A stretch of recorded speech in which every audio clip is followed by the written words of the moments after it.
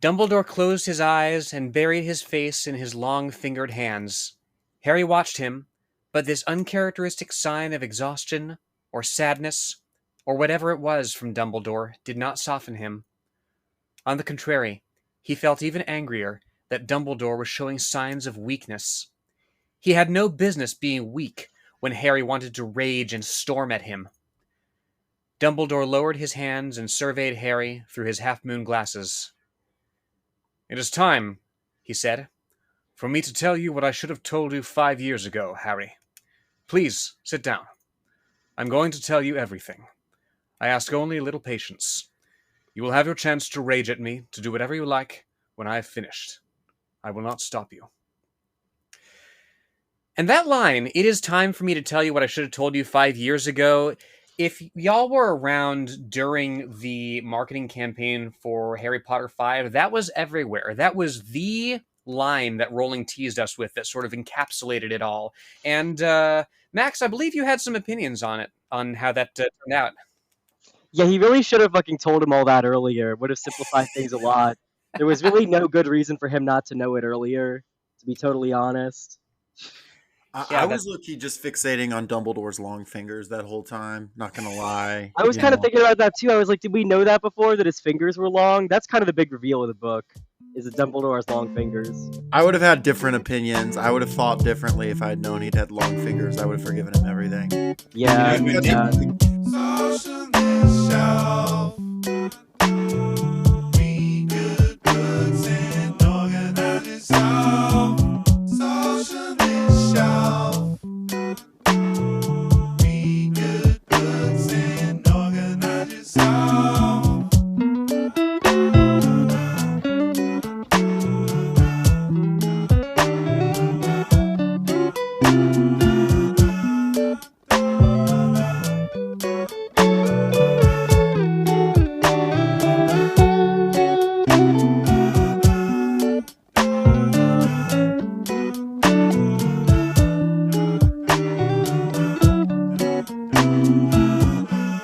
You're now listening to Socialist Shelf Radio. Welcome back to the Socialist Shelf. Jacob is here, Lenore is here, and we have a returning guest. Welcome back to the pod, Max Graves. How's it going, Max? It's going great. Hello, hello. Happy to be here. Happy to be returning. happy to have you on. Absolutely. You were on our Makers episode some months ago about Cory Doctorow. A lot of fun. People should go back and listen to it.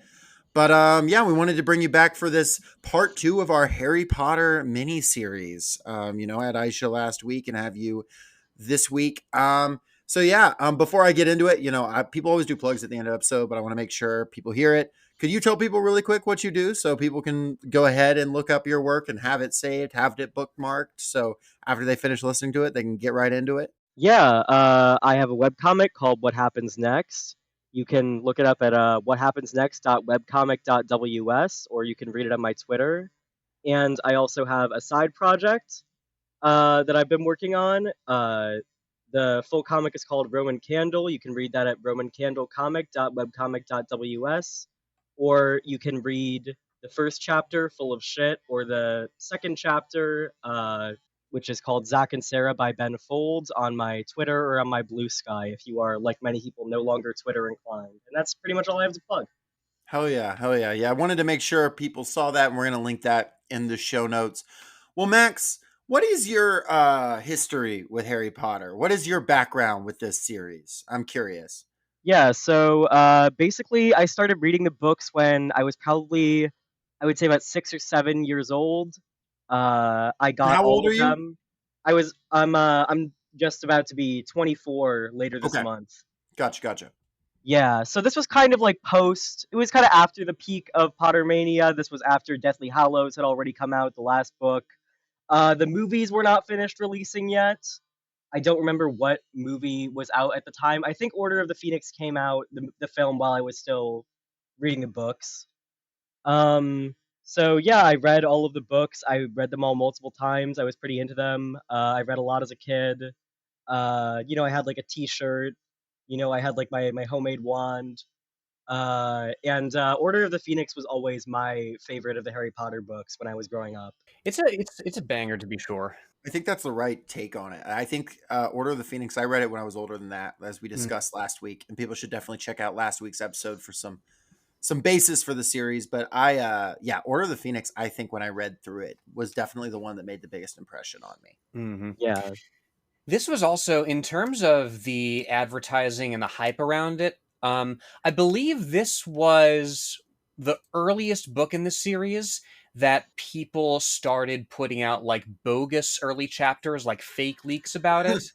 Yeah. Wait, what were the fake leaks? Do you Like, remember any? well, I do have one handy here actually, and I will share an extract And this is because 2003, so this is still primo social media. They're just like what, posting this on forums? it's 2003. Pointlesswasteoftime.com. I think that was a precursor to Cracked. Oh, yeah. Hosted one of these at one point. It was by John Cheese, like before all the stuff came out about him. Yeah. Yeah, and it starts out very believably rolling. The hottest day of the summer so far was drawing to a close, and a drowsy silence lay over the large square houses of Privet Drive. The only person left outside was a teenage boy who was lying flat on his back in a flower bed outside number 4. He wore large, thick glasses and had a mop of coal black hair that looked as if it had been combed with a balloon and a pack of firecrackers. Funny, right? You know, very, very believable. Yeah. It's very similar to the actual opening of the book. Yeah, And then, not far off. and then you get to this description of Dumbledore here. Let me see. Does he have long fingers? I'll do you one better. What those fingers do. Grindelwald knows. Harry, my boy, said a weary voice from the darkness. Harry turned to see Dumbledore wearing nothing except for a red silk smoking jacket, a pair of thigh-high black leather boots, and a massive novelty sombrero with the phrase Viva la Mexico spelled out in blinking electric lights. I wish this was in the book. Wait, this isn't in the version y'all read? God, I wish this was the version I'd read. And then he said, "Let me finish, and then after that you can do anything you want, Harry." And this, by the way, also, like, of course, Pointless Waste of Time is no longer on the internet. I found this on, like, somebody links to it on a forum for the city of Folsom, California. It's a very, very obscure, like, very 2003 sort of community. The internet rules. Yeah. Well, yeah, 2003. So, the series had been ongoing for a little bit. At this point, these books are selling like wildfire. The first couple movies are out. And really, this is the turn. I would say Goblet of Fire also, but Goblet of Fire and then this book especially are the turn where these books have left a sort of middle grade type of fiction, are moving into solidly, genuinely YA fiction. Of course, the language here is not super complicated, but it's a big jump from the first book. We read the first book last week, and you can read that book basically in a sitting. Order of the Phoenix is pretty long. It's like 760 pages, depending on how you spin it. I honestly think it could be a little shorter, but it is what it is. Nobody can touch her at this point. And the language is a little more complicated. It's willing to deal with a little more heavy themes. Of course, this isn't rated R or anything, but you've got teachers genuinely torturing people and making them bleed and shit. You've got characters actually dying. You've got some genuine stakes happening. So this is actually at a point where some of these readers who've been reading since 96, 97 are now a little older, and they're able to process this. And of course, there's a lot of people reading for the first time as it's getting hyped up. And as like this series goes along, it really is, as the movies come out, this thing is just a runaway freight train. We talked about how big it was, but I mean, this as a media franchise getting into, through the aughts into like 2010s. I mean, in 2010, you literally have them launch the Wizarding World of Harry Potter Universal Orlando Resort, which still is quite successful and is like spread out over 3 theme parks over the Isles of Adventure, Universal Studios, and Epic Universe. It's just like hard to, and if you're listening and you live in America or really any like Western European country, you're gonna know just the size of this. This isn't something I have to tell you, but it's just like when looking at numbers and money and size and posts, and it's just hard to undersell the size of this and the hype going into these books, which is also very interesting because buildup of like hype to books is not something that we see all that often. So that's also really cool reading posts from back then of people like hyping up like release dates of novels. Well, and by this time as well, also you had the larger world being expanded on in like little companion books. There was Fantastic Beasts and Where to Find Them and Quidditch Through the Ages. They're tiny books, like 100 pages or so. They're both like in-universe textbooks, and they were cool little like side stuff that had like wizarding history and whatnot. Yeah, but it was a very early and as things go on, we will look back on it as a very benign sort of manifestation of this sort of expanded universe phenomenon that's become pretty ubiquitous. Yeah, yeah, this was definitely a point where the Harry Potter books had gone from just being like an extremely popular book series to being this sort of like multimedia, like franchise IP, whatever that it is now. Which just kind of like puts it in a different category from the series, puts the series in a different category, I guess, from a lot of other books. Yeah. And what it also does at this book is because Rowling's feeling herself, because her audience is a little older, a little bigger, because really no one's going to tell her no.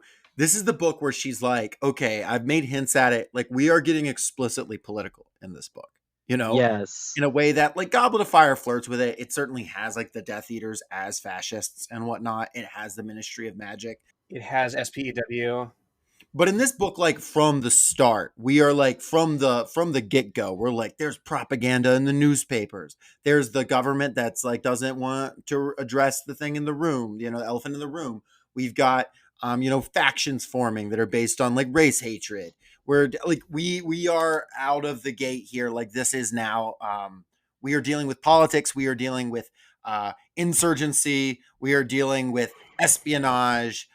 We've taken it up to another level, um, Yeah.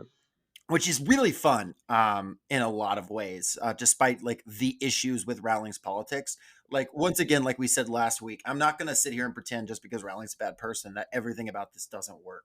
Because like again, there's a reason like this caught on like wildfire. It's really fucking fun to read, and it's 700 pages, and it really doesn't feel like it. Yeah, yeah. I definitely like reading the book. I think like yeah, I was a big fan of Harry Potter as a kid, but I have not maintained a lot of nostalgia for it as an adult because by the time that I was in my late teens, Rowling was already starting to like show her cards a little bit with her politics and her like very like extremely bigoted transphobic beliefs. And it's been a thing where it's like I'm just gonna kind of leave this in the past. And even reading the book now, I haven't like read the books in years. Like whenever I did like have a positive reaction or I enjoyed something in the book, I had this visceral feeling of like, no, no, ew, like just getting kind of mad whenever I liked something about it, Mm. because I've just built up this very reflexive negative reaction to Rowling. I think for pretty obvious and understandable reasons. Sure. I think there's also an element too of these books, and honestly, a lot of novels, especially of the YA genre, that in a way that like say you watch a movie that features an actor or something like that, or a filmmaker or someone involved that was a bad person. I feel like when I experience that movie and it's good, I feel less of a direct like weirdness than I do when I read a book that is the product essentially of a single mind. I mean, obviously there's an Yeah, editor, um, and because Rowling, so much of what she was having a persona. It was, interacting with fans. It was people were calling her like Mom Rowling or Aunt Rowling or whatever. It was, all this persona she was able to build up of being a, progressive, accepting person. And somebody that they could look to and someone who's aspirational. So there's also that element. It's like the same reason that I kind of explained this to someone the other day, and this may not hit at all. But like when I watch Snowpiercer and I know it was produced by Harvey Weinstein, that feels bad, right?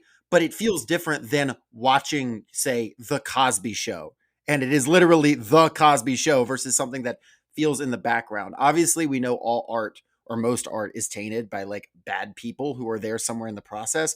But there was something about it being so in your face and so her, and then when kind of her more reactionary politics that she would come to espouse, some of the shit that shows up here that you then can see that I didn't see when I was younger and reading it, that yeah, definitely sticks out. And I want to quote from like the very beginning here because it's interesting and it also reads a little bit like that fake chapter, Lenore. But in the second paragraph, it starts and says, describing Harry, he was a skinny, black haired, bespectacled boy who had the pinched, slightly unhealthy look of someone who had grown a lot in a short space of time. And I found that interesting because she's kind of saying we've all grown a lot in a short space of time. What this series has grown a lot in a short space of time. So, and I kind of found that as kind of like an interesting showing of the hand right at the top here as Dudley is about to get just interact with a horror beyond human comprehension. Yeah. He's gonna get owned And by what a and ghost. there's a sense of her in conversation with the readers and with the discourse around the books, right? Because even during the time when Four was the latest book, right? When Goblet of Fire was the most recent book, you have people commenting on its more mature subject matter compared to the first three. You know, it ends with that like blood sacrifice or whatever that brings Voldemort back. You already have the sense that okay, these books are growing with the readers, and so you have essentially you have Rowling winking at it here, as you say. And also it's growing as a property too, like you said. It's got these Oh phenomenal, yeah, Yeah. it's grown a lot in a short span of time. Gracious. It's grown a lot in a short span of time and in ways it is pinched and pulled and she's literally getting like fan letters criticizing certain things and etc. Things that she'll kind of react to. one year after the release of this book, Forbes will name her the first billionaire author. Mm. Yeah. Second billionaire author, you know who that is, Lenore? Who? It's gonna be us actually. It's gonna be from the shelf. You're gonna write so many of those essays That's about true. about what's his name. Once I get around to the fucking like SM Sterling like super apartheid like series, yeah, that's I'll do that at some point. Like there's a few things higher on my list of priorities right now. Uh, I think though, like from the beginning, the book starts, and again, like the episode with Aisha, I'm less concerned about getting every plot beat. You probably know it generally, but the book very much starts off like, okay, Harry has had a just dog shit summer, and like this book is very good at making you feel mad on Perry's behalf. Oh yeah. Yeah. In a way too that like doesn't make me want to stop reading. Like I feel like there's a lot of books where if I'm very frustrated on behalf of a character, I'm like, fuck this. You know what I mean? But it is still like readable. It's not like I'm gonna throw this thing to the side.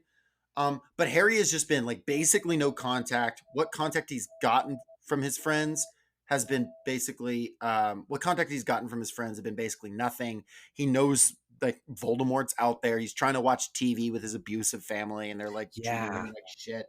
Um, and you have this sort of culminate in, even though he's been ignored, the magic world comes to him, a fucking Dementor, which is basically like a ring wraith light. It's like a dollar store ring wraith, rolls up, and he drives it away after it like absolutely messing up his evil cousin.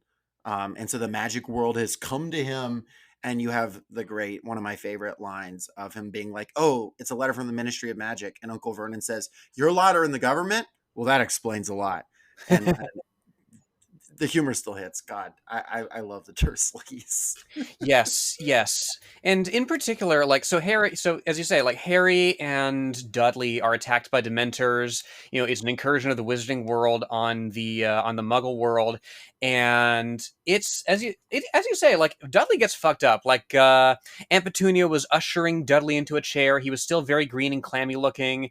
You skip a bit here, and you get but Dudley seemed incapable of saying. He shuddered again and shook his large blonde head, and despite the sense of numb dread that had settled on Harry since the arrival of the first owl, he felt a certain curiosity. Dementors caused a person to relive the worst moments of their life. What would spoiled, pampered, bullying Dudley have been forced to hear? And we touched on this a little bit in episode 1, but Rowling is no stranger to implying very dark things in the margins of her work, right? There is a world, I think, there's a reading, I think, where Dudley went through some serious, at the very least, bullying at his British boys' school, right? I've got a better Yeah. reading, and it's what Ryan is suggesting in the comments, and it's It was when he was at that house on an island and a giant broke in and made him grow a pig's tail. I think that's what he remembered, the most traumatic experience of his childhood. You know what? In contrast with how like spoiled he was in his upbringing, sure, I guess that would hit him really hard. But If like, a there's literal tail grew out of I think that would fuck me up no matter what you do. Yeah, yeah. I think it is interesting though to imagine that like maybe he had some negative experiences at his like expensive boys boarding Yeah. school where they like hit each other with sticks. yeah, at the Max, very I can't even least. begin to imagine what could go wrong at a British boarding school. Uh, No idea. Nothing bad has ever happened to anyone at boarding school. yeah. I mean, It's crazy because whatever. Hogwarts is the least dangerous British boarding school. Yeah. Yeah, You'd think it'd be otherwise, but we've talked about some real freaks like Tolkien and Lewis. What happened to them going through boarding school and what that turned them into? No telling Yeah. what they're doing with their smelting sticks. fun fact: Eton had 2 basilisks. They don't have magic or anything. But yeah, it's there is that contrast there though of the relative insularity of this world, and how to Harry that's not a luxury, right? Vernon is straight up that like, yeah, normal boys like Dudley don't pay attention to what's going on in the news. I doubt he even knows who the prime minister is, right? Mm. There's a little bit of that. There's Vernon later is riffing on like, oh, there's a Spanish baggage handler strike slowing down like vacation like traffic. I give him what for, There's Bet this, you would, Vernon. yeah, and there's this detachment that they have that to Harry is a nightmare that he's living through because he can't process what he's just gone through over the summer. Yeah. So Harry gets busted out of there by his friends. They show up, a gang of wizards of various stripes, types, Aurors, Tonks, Kingsley Shacklebolt, the interestingly named, like one of the only black characters being named Kingsley Shacklebolt. Really cool. Um, uh, they show up. There is one. Tonks is pretty cool, but like Queer icon Tonks, yes. yeah, Lupin and Mad Eye, a bunch of them show up. They bring Harry to Grimmauld Place. They bring Harry to the headquarters of the Order of the Phoenix, the titular Order of the Phoenix, which is, of course, a secret society resisting Voldemort. And you might be asking, Jacob, as someone who's never read or seen Harry Potter somehow, um, why would you need to resist Voldemort secretly? Wouldn't you just do that in conjunction with the government? Shouldn't we trust the government? Well, I hate to tell you this, but the government is actually not addressing the real problems in society. Imagine Because that. we do live in one That's of those, crazy. unfortunately. And what's even worse is in their in the fucking fake news media, they've been very unfair to Lenore. You have a Trump impression for very unfair fake news to Harry Potter. Very unfair, fake. The failing Daily Prophet would rather talk about wizards having their 755th birthday, 30 million people in attendance. What kind of stadium holds that number of people? Really, what kind? There we go. I knew you'd deliver. Incidentally, that is true. Like there in the first film, like there is blink and you'll miss it, an article in the Daily Prophet about like a 755-year-old wizard. It's completely out of nowhere. That was me. That was me. But Okay. yeah. What are your I'm curious, Max. At this point in the story, I'm like, if you can remember being younger, reading this, and like this idea of this like insurgency and stuff like that against Voldemort. For me, I remember reading this, and like I was a little older. I was like 15. But I was like, this is like super cool. Like we are actually like cooking with sauce here. Like we are at the point I wanted to be at. And then it switches and it's like, and Harry can't know shit. And I remember just wanting to go crazy. I wonder if y'all had similar experiences reading this. Yeah, yeah. I was probably like a little bit older by the time I read this book. I think I probably still would have been in elementary school, maybe early middle school. It's funny though. I don't know. I honestly didn't mind Harry not getting like told a lot about what was going on. I really like I was interested in like Harry's frustration and his like emotional turmoil, and that was really interesting to me because I think in a lot of the earlier books, like I guess like he has his snarky A sides and stuff, but he mostly just takes stuff as it comes. And these are like his first moments of like real frustration with like the authority figures in his life, with like why isn't Dumbledore telling me shit? Why aren't the adults including me? Like, how come I have to like do all of this stuff to save the wizarding world, but I'm not? He doesn't feel like that's being treated with the gravity that it deserves by the other people fighting Voldemort. And I guess like that was like an interesting facet of the story to me. There's a great College Humor sketch from like 2009 where it's like average called like Average Wizard or something like that, where it's like Average Wizard is like there's a prophecy. Ah, but I'm much too tired, and that is a tale for another time. They're like, no, no, no, you're just gonna die. You're just gonna die if you don't tell me. And he's like, I'm getting quite tomorrow, and then he just gets hit by an arrow and dies. And that is like very Yeah, and Harry Potter as a piece of media does like actually deal with like what that's like as one a reader who's like I want to know, and also as like how this individual would feel. And it's also, though, mirroring quite well how a teenager feels at this point in life of like, yeah, I'm expected to be like an adult in a lot of ways, but I'm not treated like an adult. Y'all are talking to me about college and I got to get my grades up so I can get into college, but like I still have a bedtime or, whatever you're dealing with at that point in your life, 14, 15 years old. And I yeah, think, and I think it's very effective. The same way that Rowling was writing just like on all cylinders for this age group of like, 10, 11-year olds originally, yeah, of like that. Now it's firing on this other level. Like she is hitting very effectively in a way that, as we discussed, she doesn't with like full grown adults in her full grown adult books. She really knows how to speak to this age group in a way that feels real and feels lived in. I feel like part of it is because of her correspondence with that age group, right? Like so many people, as we've mentioned, have written in to talk to her about their problems. Of course, famously Ivana Lynch, who played Luna Lovegood, wrote to her about her struggles with eating disorders, right? And Mhm. she had a lot of time to sit with the people in her age group to immerse herself in their language, to write to those very real anxieties, with the added bonus of, oh, you've faced the Dark Lord 3 times by this point. Well, and also she taught, right? She taught young people and she was a mother. So she's got that experience. And I also appreciate and again, we're going to get into some stuff we loathe about this, I'm sure. But I appreciate that the adults are wrong so often in this.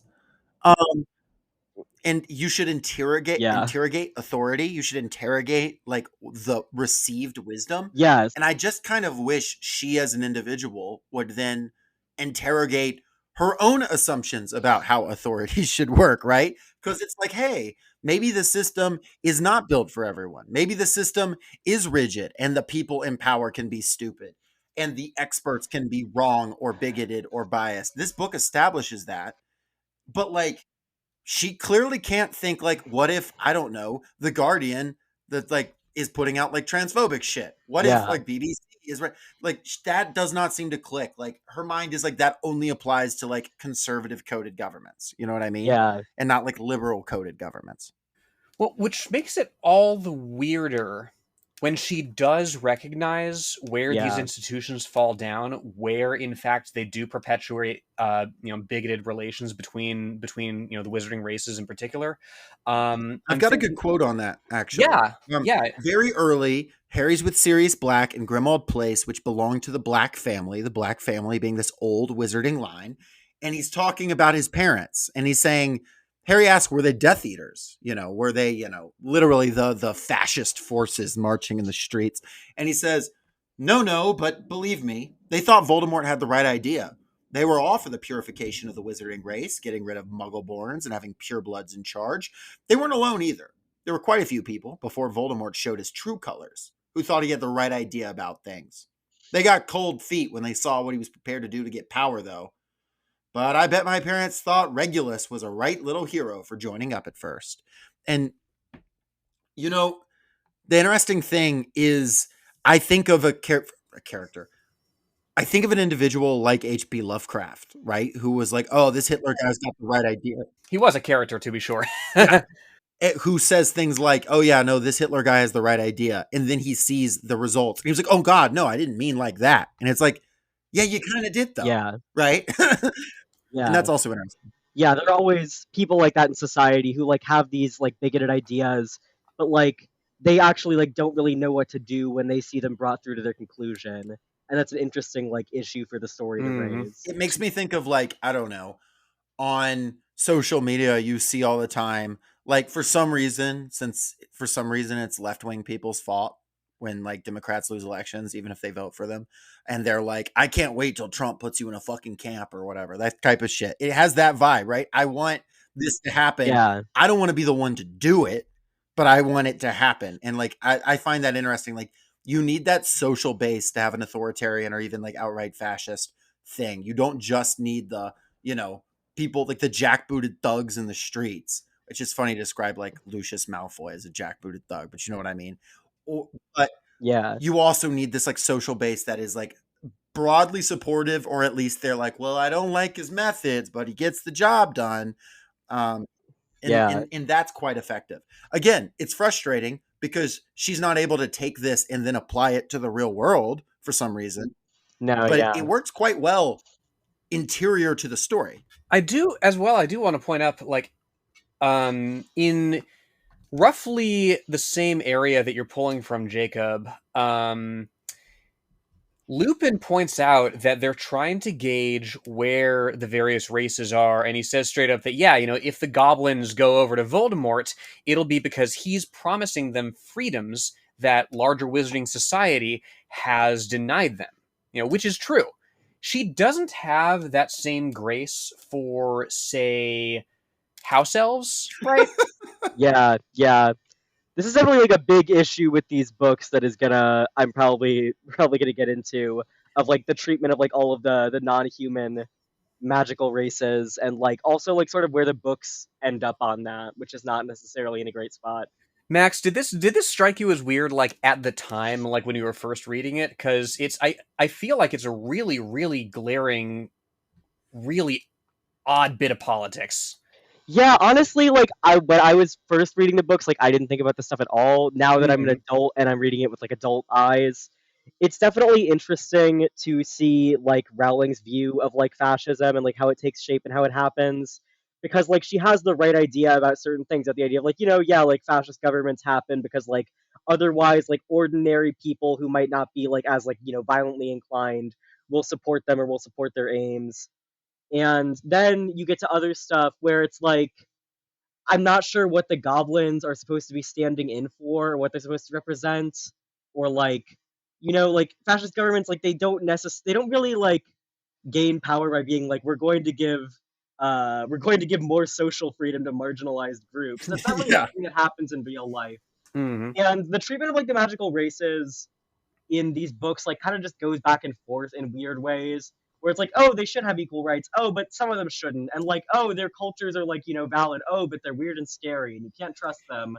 Like there's a lot of that with like the goblins and the centaurs, where like they are definitely seen as like the other, and like their cultural practices in universe such that they are like not really necessarily treated with a lot of respect by the characters of the narrative. Yeah, This is no. interesting to me. Right when he gets to the Ministry of Magic, which is the wizard government, like just after this, Harry sees a statue, right? Yeah, And I'll read it real quick. It's a fountain. A group of golden statues, larger than life size, stood in the middle of a circular pool. Tallest of them all was a noble looking wizard with his wand pointing straight up in the air. Grouped around him were a beautiful witch, a centaur, a goblin, and a house elf. The last three were all looking adoringly up at the witch and wizard. And it goes on a little more, but later on, Voldemort will literally appear on this spot, right? Like it's not subtle. And then when he and Dumbledore duel, they're throwing around these statues at each other. It's a pretty cool scene. And it also is like her acknowledging, yeah, the wizarding world had flaws and this shit rose out of them. But it should be acknowledged that, like, they do not in this book or in any book or in any lore made after the books ever rectify any of these problems.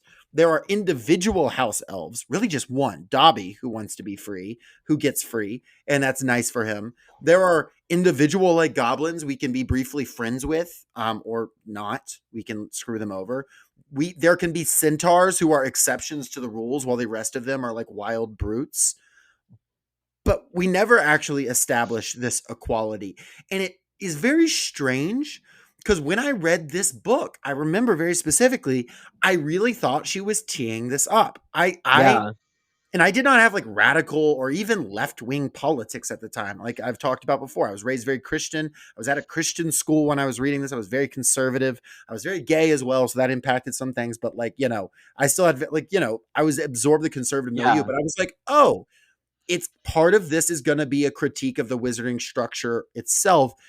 And at the end of the story, as we all know, they will rebuild and reinforce this. And even Hermione, who this book is getting made fun of for like not wanting there to be racial oppression, will end up becoming the Minister of Magic one day because she was the best at homework. So that's who becomes Prime Minister in Yeah. the liberal fantasy. And she doesn't get rid of slavery. And I know it's No. been said before, and I know there's a million Tumblr posts about it, but like, holy shit, this is crazy. Yeah, right. The success condition in the end of like the series is just like everything kind of goes back the way it was. You return to the status quo. The ministry All is was the well. same. We've got the same wizard cops. We don't even. It's funny because in the seventh book, that statue has been. They find that statue has been replaced with another eviler statue. Yes. Yeah. But then we don't find out like what happened to the first statue after that. It's Yeah. like maybe they just put that one back. I don't know. Presumably. Presumably. It's a very sort of permissive and reformist attitude to a government that is demonstrably bigoted. The And corrupt. yeah, and 100% corrupt. I mean, because in the result of it is like, I mean, I'm not to be like person who's only read one other thing, like getting some Minions vibes from this, but like the other person in fiction I have in mind who's like the best at homework is fucking Light Yagami from Death Note, right? It's not it's not healthy to be well adjusted to such a society, and you really see it's blink and you'll miss it, like, because a lot of the important stuff is relegated to the background, I think, but like Rowling does have some sympathy for certain tranches of society over others, right? There's a joke by Arthur Weasley as he's giving Harry the tour of the Ministry, like, oh yeah, the people in charge of the weather in the windows, because the Ministry is underground. Like, they gave us like 2 months of hurricanes when they were angling for a pay raise, right? That's so cool. I fucking love that. It's so cool. Yeah. It's a great little bit of world building. I love it. It's charming. You know what other group of people was angling for a pay raise in this book? Well, one person. It's Dobby. Except he did the opposite. Dobby is offered by Dumbledore 10 galleons a week and weekends off. He argues Dumbledore down to 1 galleon a week and 1 day off a month. And it's like, it's a very stark sort of difference, right? There is one group of people that's allowed to exercise their labor power, and there's another group of people that actively bargains it away. And it's treated even by Hagrid as normal. Art of the deal, Lenore. Art of the deal. Right, and it's like, oh, it's fine because he doesn't want it. Like, and there's this sort of idea of like, I don't know, like the purity of like house elf slavery of like, well, it's okay because they like it and it's just the natural order of things. And even Dobby, who is unusual and wanting freedom, of course he doesn't want more money. He's just a good soul. He's just a simple guy. He doesn't want stuff like that. And it is like none of the magical creatures in the books, none of the centaurs or whatever, like they're never like trying to bargain for more. They're never really trying to fight for more. They want to like not be genocided by Voldemort, but they never like are petitioning for greater inclusion of society. And it's like, that's good. That's the way things should be. Everybody's separate. Everybody does their own thing. And like, they don't need representation, actually. They're perfectly happy without it. The centaur thing's interesting to me. Do y'all remember like the department for the care and regulation of magical creatures, like how the centaurs interact with that? I don't recall exactly, no. There's like the beast division, the being division, the spirit division, right? And if you're a being, you're recognized as like sapient. You can have like shared responsibility in crafting the laws of the magical world. Centaurs specifically opted out of being status because they didn't want to share it with vampires and hags, which are dark-aligned creatures. Which first of all, like, it's weird to me that dark-aligned creatures are classified in that tranche of creatures that can, like, apparently share some responsibility in crafting laws, Although, Lenore, I'm just going to say it. We've got to build a big tent coalition with the hags. Yeah, we don't want to lose the hag vote. We need the hag vote. Vampires. I understand it's important We got it. Next election, we'll take care of the house elves. But this election, we really got to focus on the vampires. I'm sorry. I know the werewolves have been oppressed. They can't get jobs, but they're just going to have to vote. They're going to have to vote for Cornelius Fudge one more time because the hags are an important demographic, and it's very important that we get that hag vote. I'm just going to Yeah, tell we you that need the right high now. vote. So, I'm weak to hot Haga. vampires, Jacob. Like, don't attack me like this. Yeah, no. The vampire women from Dracula just show up to haunt Lenore like regularly. Man, we like never meet any vampires in the Harry Potter books. You meet like one in book 6 briefly at a party, but otherwise it never comes up that there are vampires. It's a little Lame. disappointing. We need more. We Yeah. need more weird teachers. That's my take. We need more time Yeah, with they weird should have had a ass teacher who was like teachers. a Dracula. Yes, we need Literally. a Dracula teacher. Literally, Dracula should have been Yeah. one of the teachers at like Durmstrang in book 5. How He's out of copyright. You can put him in anything. Yep, there you go. Famously, listen to our Dracula episode with Scoob, only on the Socialist Shelf and anywhere else that's ever covered Dracula. Mhm. But I like so to like, again, we can hop around, but as we move forward through this, Harry has this whole section where it seems like he's going to get expelled and he gets brought before a wizard tribunal. And we have, again, this is incredibly like liberal coded in the sense of like, it's fun, but like I'm a sucker for like fun legalese and like someone getting Yeah. dunked on with legal speak. Yes. Like I understand that's incredibly like Aaron Sorkin, West Wing shit. I don't care. It's still fun. Having Dumbledore show up and be like, Dumbledore show up and be like, the presence of Dementors in the alleyway is highly relevant. Clause 7 of the decree states that magic may be used before muggles in exceptional Yes. circumstances, and as those exceptional Yeah. circumstances and situations. And he's like, we're familiar with Clause 7. He's like, of course you are. Then we're in agreement that Harry's use of the, him getting owned with facts and logic. Like, what am I? I'm not made of stone. That's fun. Yeah, it is fun. But that's also like the correct way of solving problems in this world, right? Yeah. Even though the trial was like clearly unfair and stacked against Harry, it's like, oh well, it's fine because Dumbledore shows up and owns everybody with facts and logic. And so like they any vote for questions him. about the wizarding legal system, there's no further like questioning of that. It's just like, oh yeah, they were kind of trying to railroad Harry a little bit, but it's fine. He got out of it. Like the fact that he could like be expelled from Hogwarts, which is like the only school in the country, and just like not be allowed to practice magic at all, I guess, is like treated as not a big deal once the plot thread is resolved. But it's like, isn't that pretty harsh policing for like a teenager who cast a spell one time? It is, yeah, and like that's the other thing that you've reminded me, Max. Like the Ministry directive expelling Harry is baldly illegal, and Yeah. it's followed up by a letter saying, "Oh, like redact the previous. This can't actually happen. Just like wait for further instructions." It's a government that, as is familiar to a lot of people very lately, just kind of throws things out there and waits for them to stick. Yeah, Yeah. they thought they could change the time of the court hearing and Dumbledore wouldn't get there. But crucially, because Dumbledore is there and he argues so well, the people who were going to vote to convict don't vote to convict because they got owned. And that's not how that works, right? And again, No. it's fine. It's a kid's book, but like Rowling made it political. I'm not the one who made it political, right? So she took it there.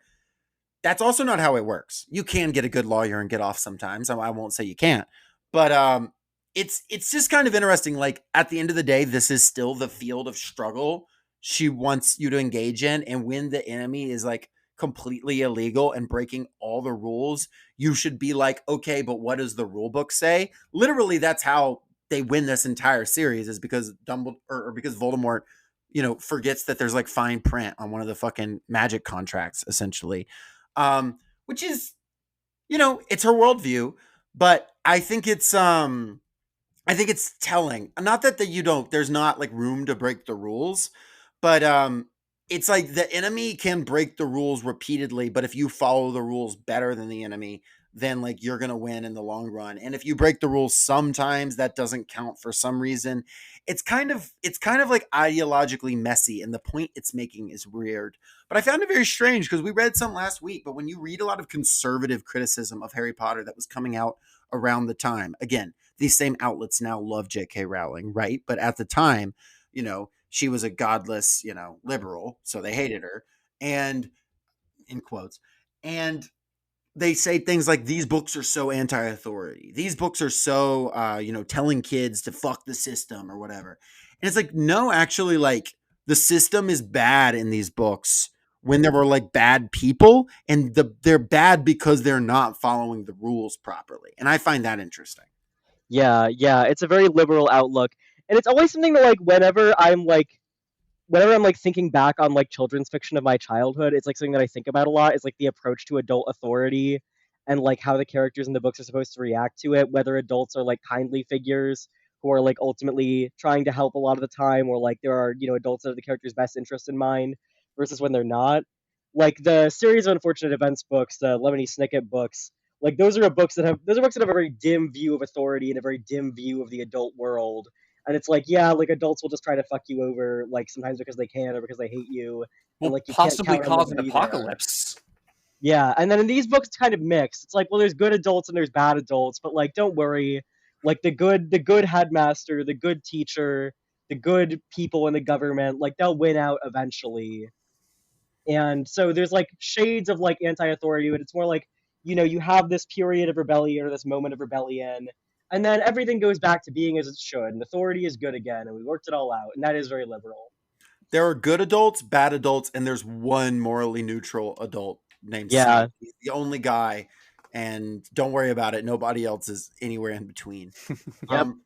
The only other character that is in between, and he doesn't actually behave in an in between way, but I'm always going to give him credit, is Draco Malfoy. Fucking love this guy, this little shit.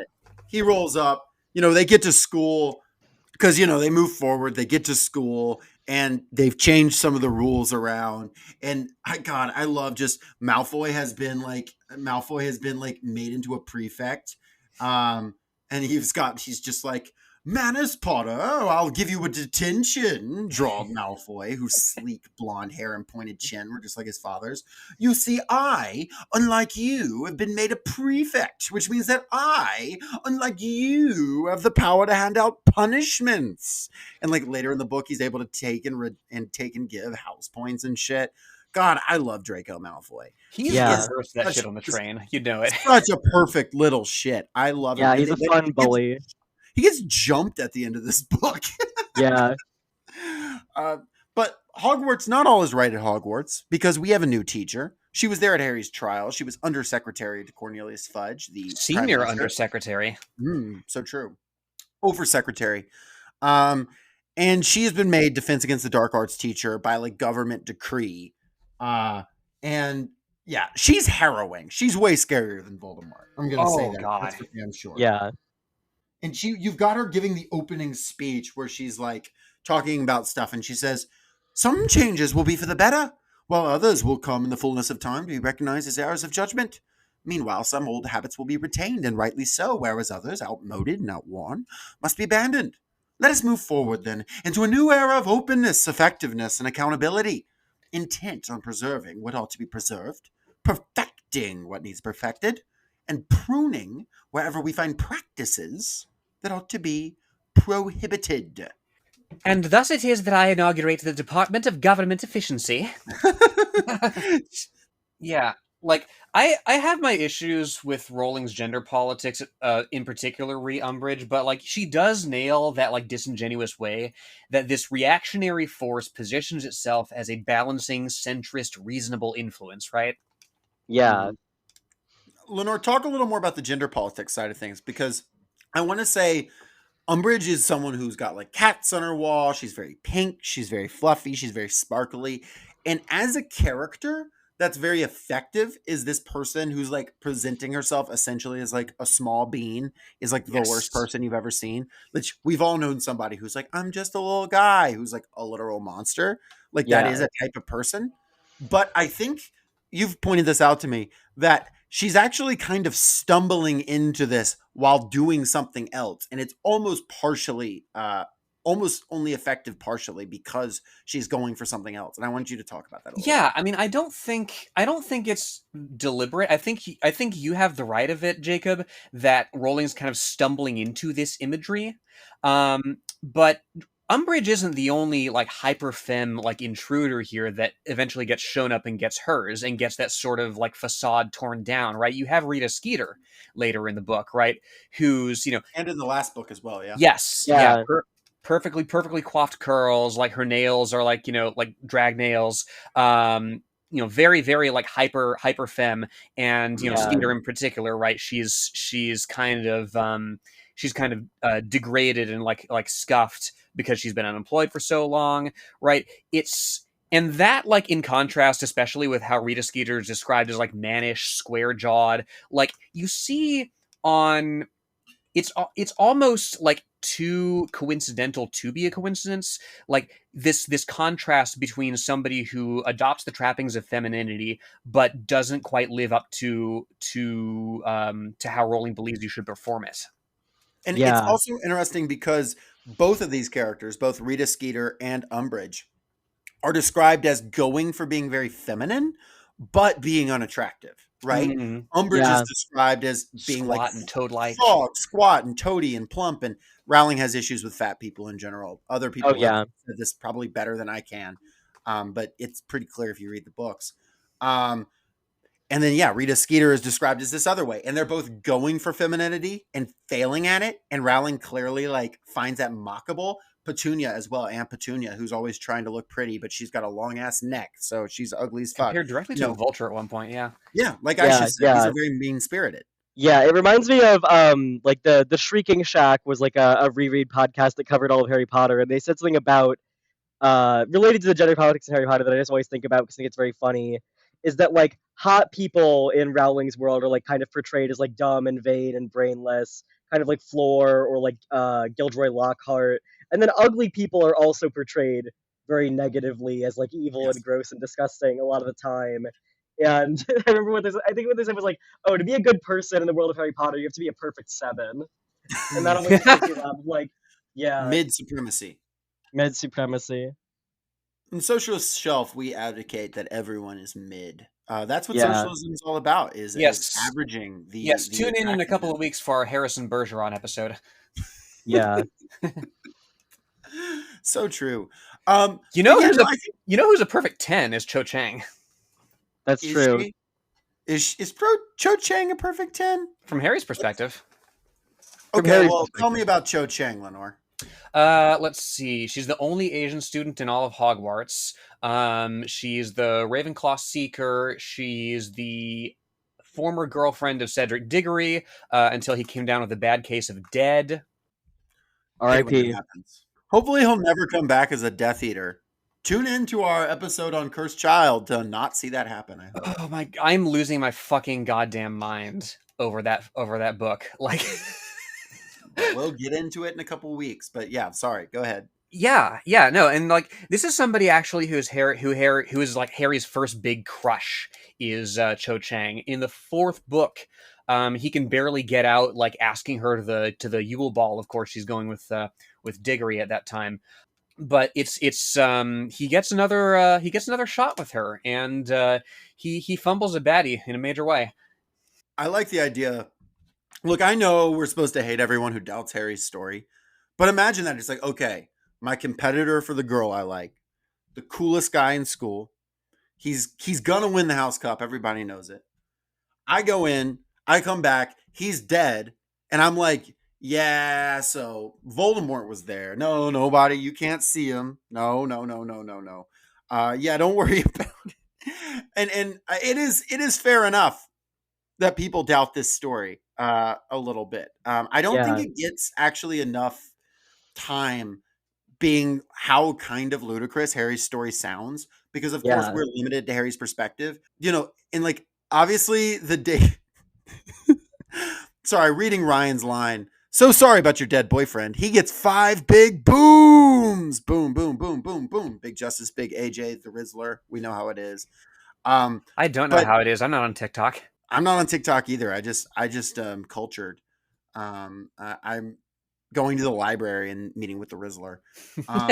Well, I will say, like, Rowling does hit on something intriguing though, that we were getting into, with Harry not being taken seriously by the general public. Of course, Well, it's because of the newspaper mostly. It's because of the lying fake news media. Yeah. the failing Daily Prophet, yeah, which Hermione reiterates in chapter 13, right? The students had just Dumbledore and Harry's word that the worst was happening. Voldemort had come back and killed Cedric, and then after that, what do they have? They had 2 months of the newspaper of record saying it was bullshit, and that's an intriguing dynamic that I don't think Rowling really explores to the extent that she might have. Yeah, it seems I imagine she just has kind of a reflexive dislike of the press because she's like a celebrity and also a celebrity in England, where like the tabloids are notoriously very like intrusive and very harsh.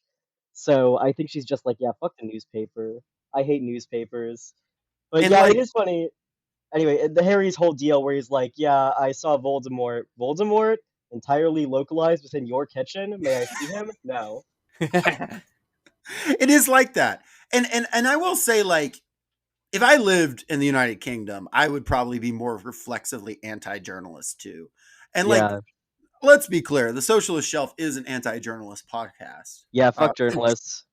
At least if you work for the Daily Prophet, which like the best analog is like, I don't know, the BBC, the Guardian, the New York Times, like the Oh newspaper yeah. of record. Yeah, more like the Much New York prefer Times.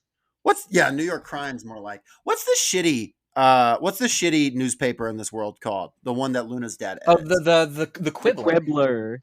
That goes hard. The Quibbler goes so hard. I believe everything in it uncritically, including the Yeah. thing about Sirius Black being a punk rock star. Yes, we But will Yeah. have a Crumplehorn Snorkack on as our next guest. thank God, we've had him on every episode. He's just in the corner back there. I'm Just pointing. This is waiting an for audio to make a medium, fire yet point. I'm pointing like you can see. But yeah, the Crumplehorn snack is in the room. It is a Crumplehorn snack.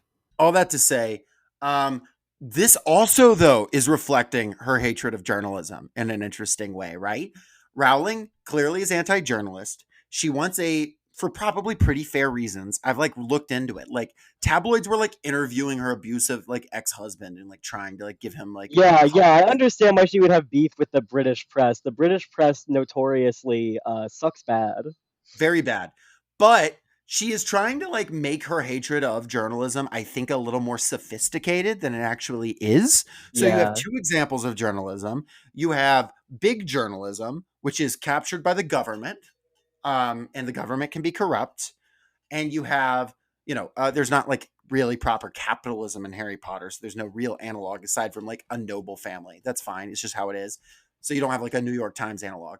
And then you have the like little press that's basically a tabloid that's publishing mostly harmless but bullshit stories, and every now and then something that breaks out that's good is from one of these decentralized weird little stories, and has to be pushed through and fought for and clawed for, and yeah, that's her like general hatred of journalists that's very much encapsulated in like pretty much all her work. Journalism is never portrayed as anything but like this. Yeah. um, it's interesting. It's not even entirely wrong given some of her experience, but it is. I do think she's like working to make it a sophisticated analysis where it is like in her brain, she's just thinking, fuck journalists, here's why.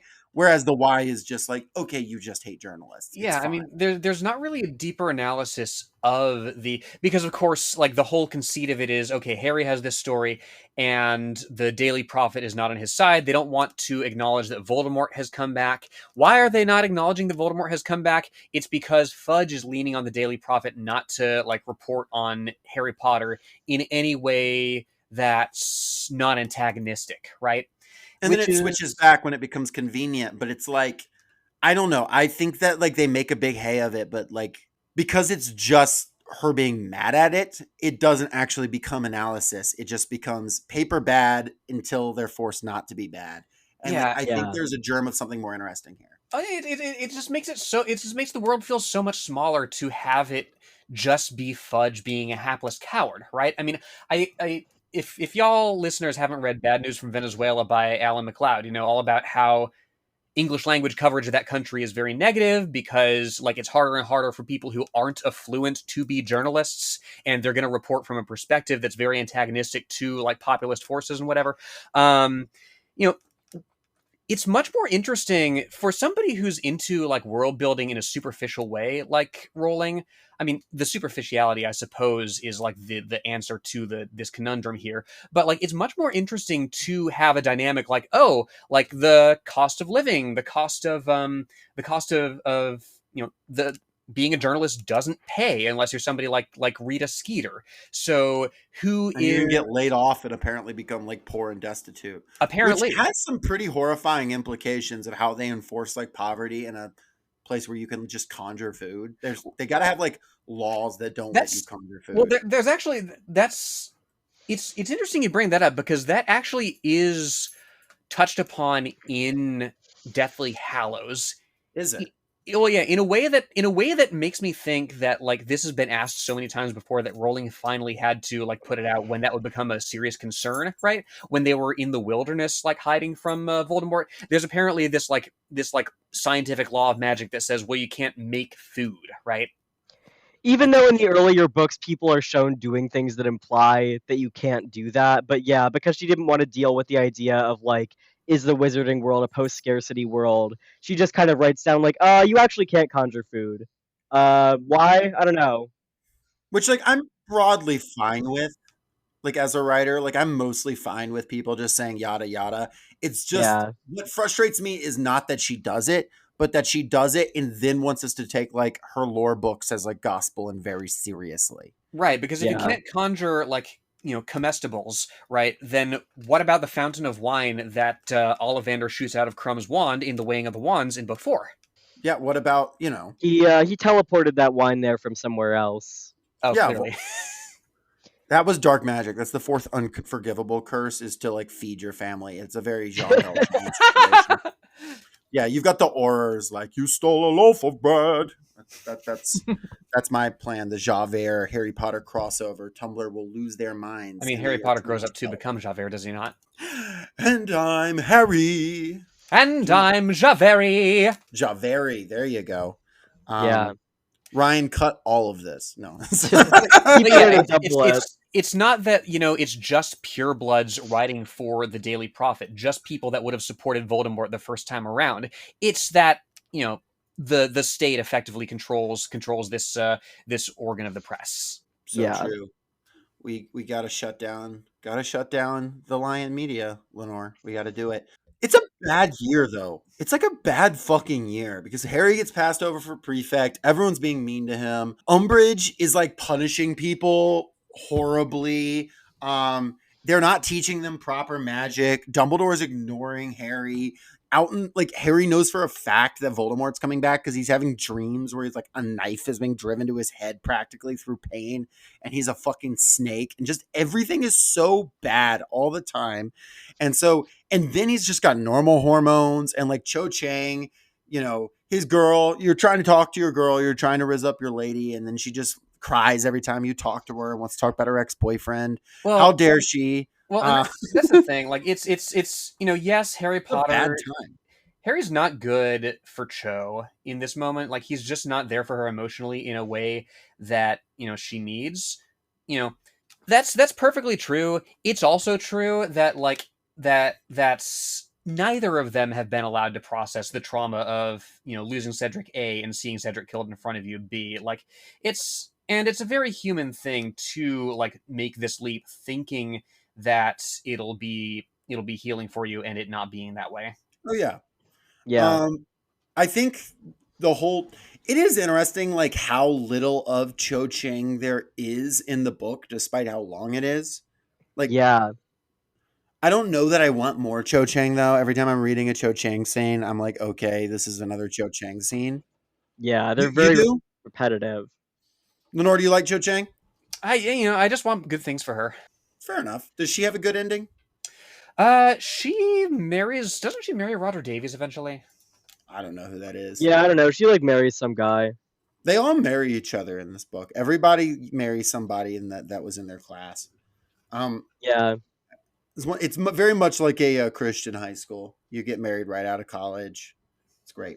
Yeah, what I had to say about Cho Chang is like I think that she's an interesting character in theory and that like she's wrestling with grief about Cedric and like Harry's experience having seen Cedric die, and also like Harry's experience with grief is something that kind of like recurs throughout this book. Like thinking back to towards the beginning of the book when like Moody shows him this picture of the original Order of the Phoenix, and Harry has sort of this dawning realization that everybody in the picture is dead.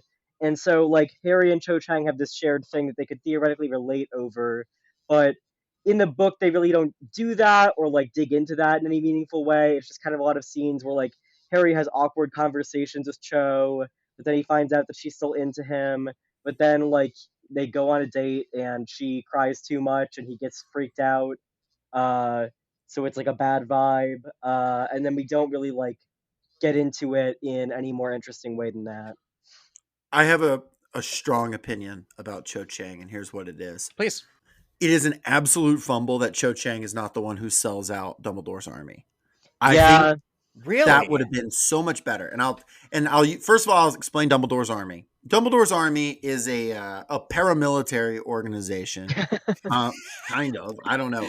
Basically, Harry gets some people together and is like, if we're not going to get taught defense against the dark arts, I'm going to teach you defense against the dark arts. And he just starts teaching them, warfare in this school, which, kind of wild, but that's how Hogwarts runs. And they call themselves Dumbledore's army. And everyone who signs to join gets put under like a magic spell, unbeknownst to them, that if they sell out everyone, they'll have like pimples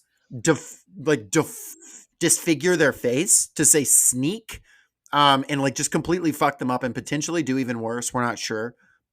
Some nasty magic by Hermione. And it is Cho Chang's friend, whose name I will not remember. And if you say it right, Edgecombe. yeah, I've already forgotten it. But Marietta Edgecombe is whatever her deal is, she sells them out for some reason. And here's what I'm thinking. First of all, not a character I remember, like I said, not a character I'll ever think about ever again. I think it is much more interesting if you get sold out to Umbridge by a character that we care about to some extent. And I feel like Cho Chang has absolutely no role in this plot aside from this weird, I won't even call it B plot. I'll call it like a D plot.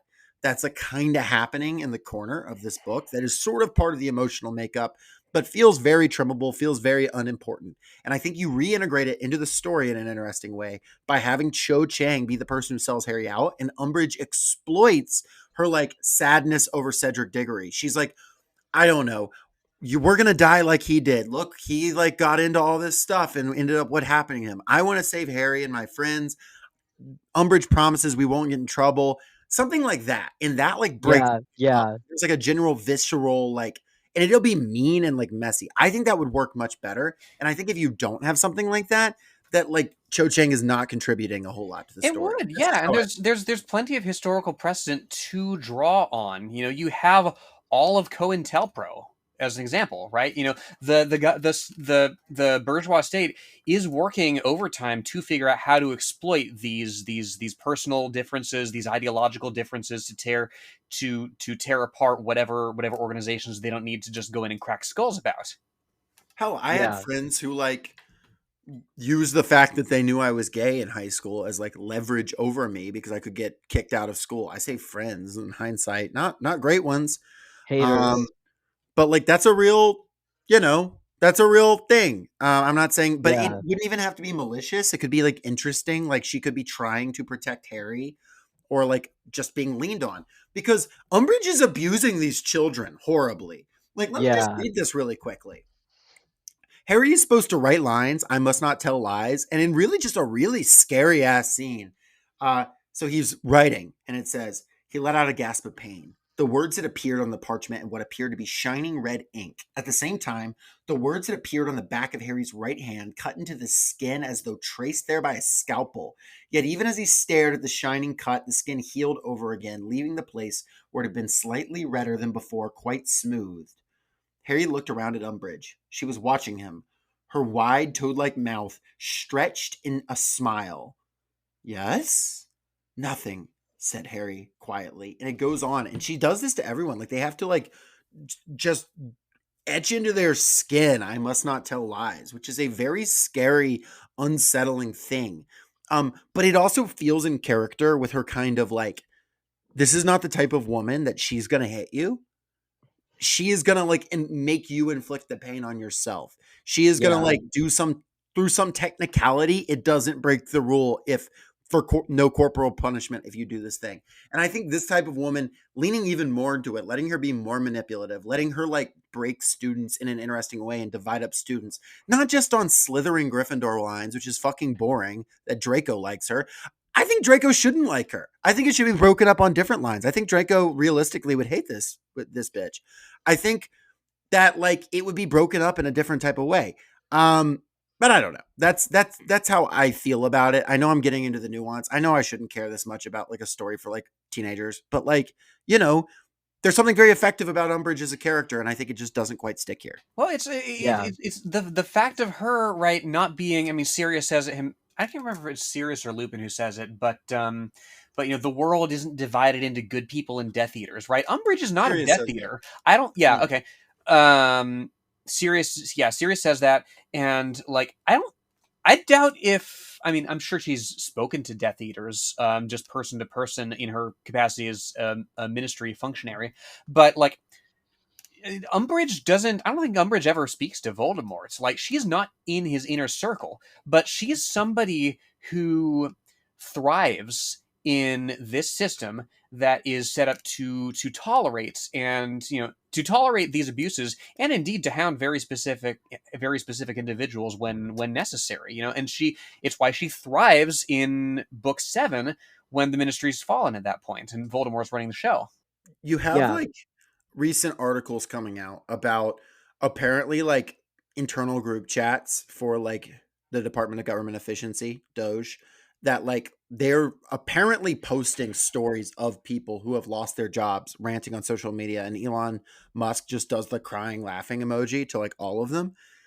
But he's also the type of guy who is not going to, get his hands dirty personally. And I'm not, Elon Musk is a little different than Dolores Umbridge, obviously, but I feel like there is something about this like technocrat who like thrives on like, basically like manipulating the rules in a shitty way. Um, and then just being like, he, look at me. I'm just a little guy who just did this.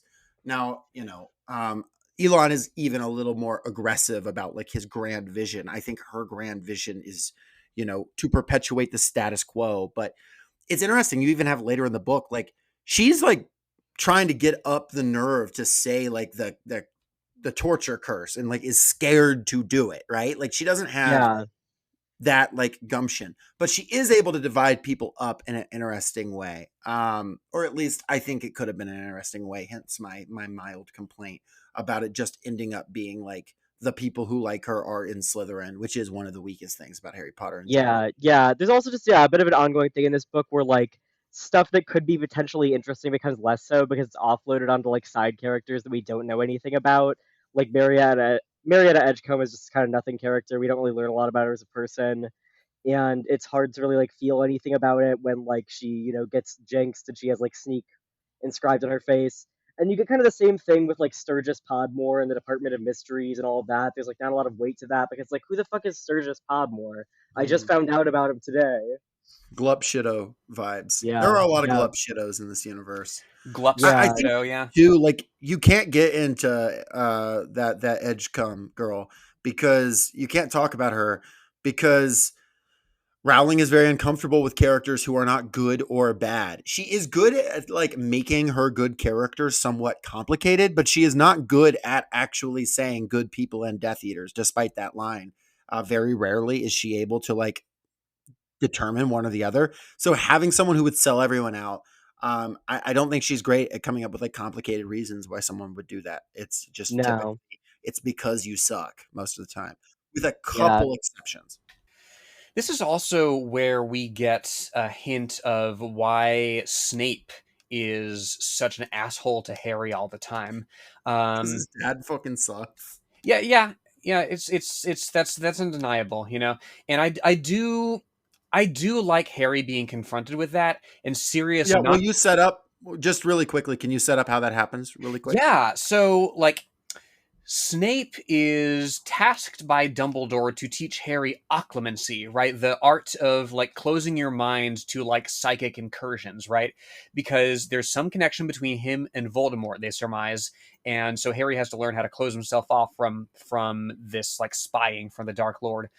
They don't Um, have technology, so Harry can't just like scroll Instagram reels and turn off his brain. He's got to actively do it. Unfortunately, if they had had phone, everything would have been solved. yeah, well, it was the Yeah. 90s. Instagram hadn't been invented yet. That's true. Wow. So They had true. to rely on Twitter. And yeah, so Harry at one point, Snape gets distracted by some fuck shit going on, and Harry sees in Snape's pensieve these memories that Snape has removed specifically, like in case Harry like manages to break into his mind during their sessions, right? And it's a memory of James Potter, Harry's father, and his group bullying Snape mercilessly. Snape, to be sure, is not a good guy like at 15. Like he's quick with the slurs when pressed, right? You know, Yeah. Harry's mother comes He to always keeps that thing on him, yeah, just ready to Harry's mother hit him comes with to his the aid, and blood. he's like, "I don't need a mudblood like you helping me out." Um, I'm curious, like it's the build up from here to book 7, right? And Harry coming around to respect Snape enough to name one of his kids after him.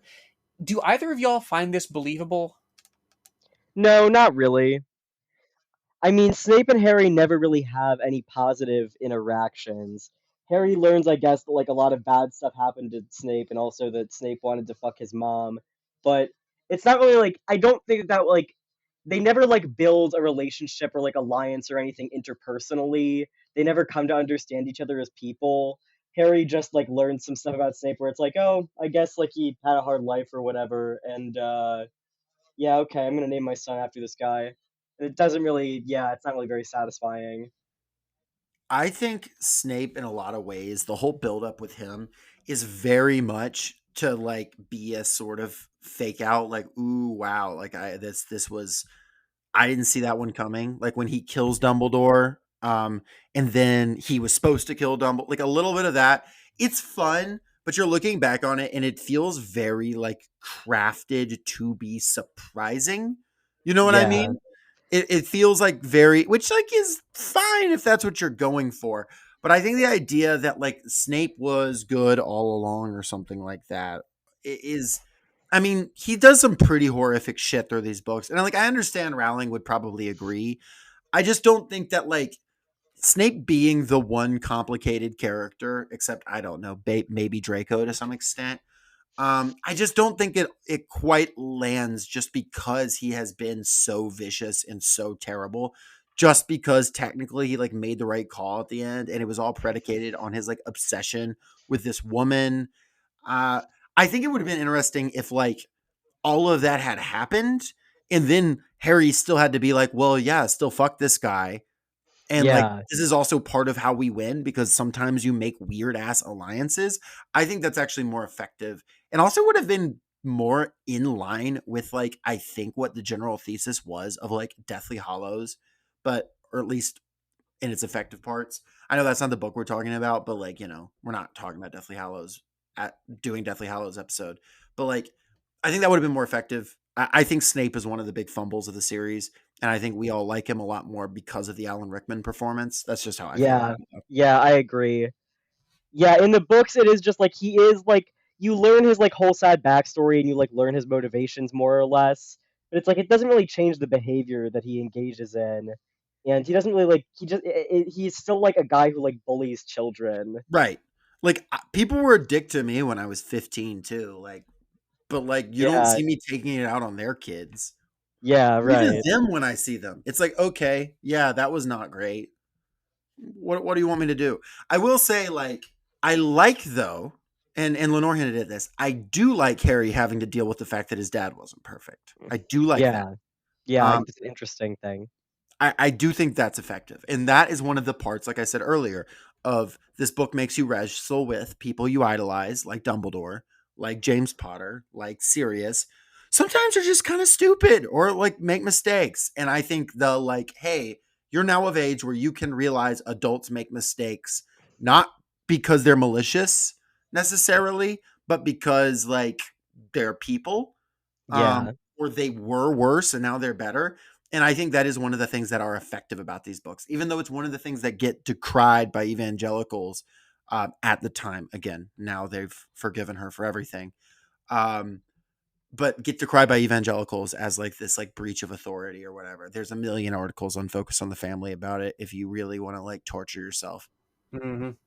And again, it's not even anti-authority in that way, like within the context of the book. Like Dumbledore's army is just what they call it because that's just the accusation being thrown around by the Daily Prophet. They're just playing with that, but they're not organizing with a view to taking back the school, with a view to overthrowing Umbridge, with a view to challenging the ministry's influence, like directly or indirectly, right? They're just picking up the slack where they're not learning anything in Defense Against the Dark Arts, so they're having Harry teach them like defensive spells instead.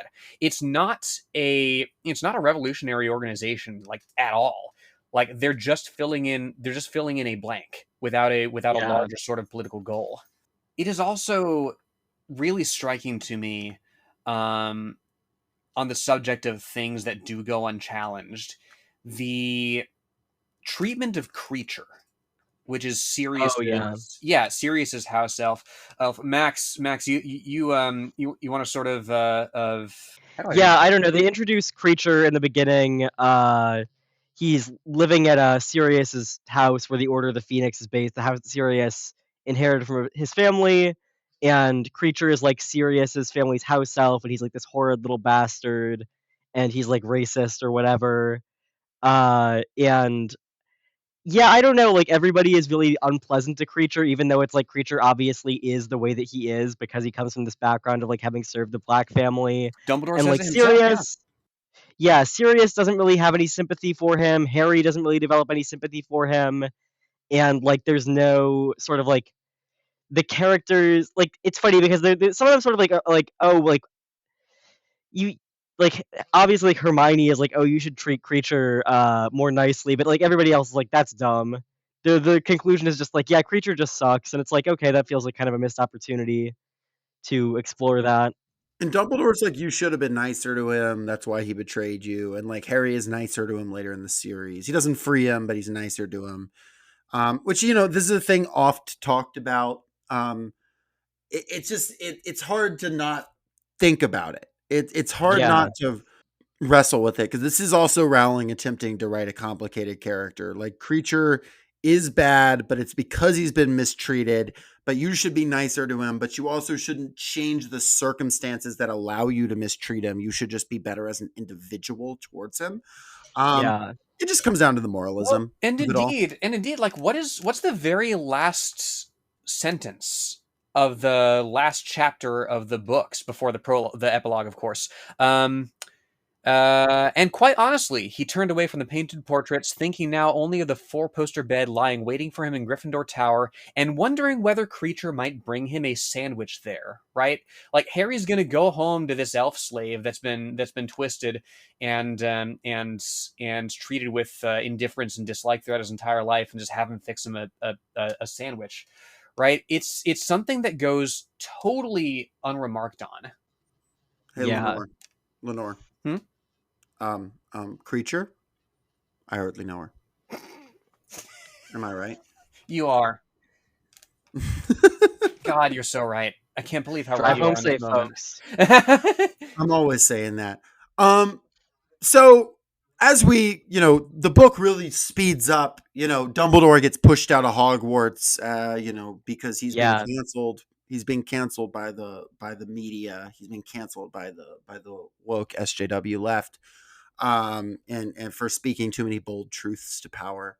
Umbridge is in charge. You have a whole fun series of events where Umbridge is just being generally harassed by everyone in the school, which is fun in a very like 80s movie type of like nerds dunking on people, like getting the upper yeah. hand. You get some fun Fred and George hijinks in this book. Yeah, it's very like Ferris Bueller's Day Off type shit like going on here. There's nothing wrong Yeah. with that. I think it's definitely better than like I think like she still finds like interesting ways to loop in like the school aspect of the book in this one. Yeah, Whereas by the sixth book, it feels like that's really run out of steam, and it's like, why is Harry even still at high school? Doesn't he have other stuff to be doing?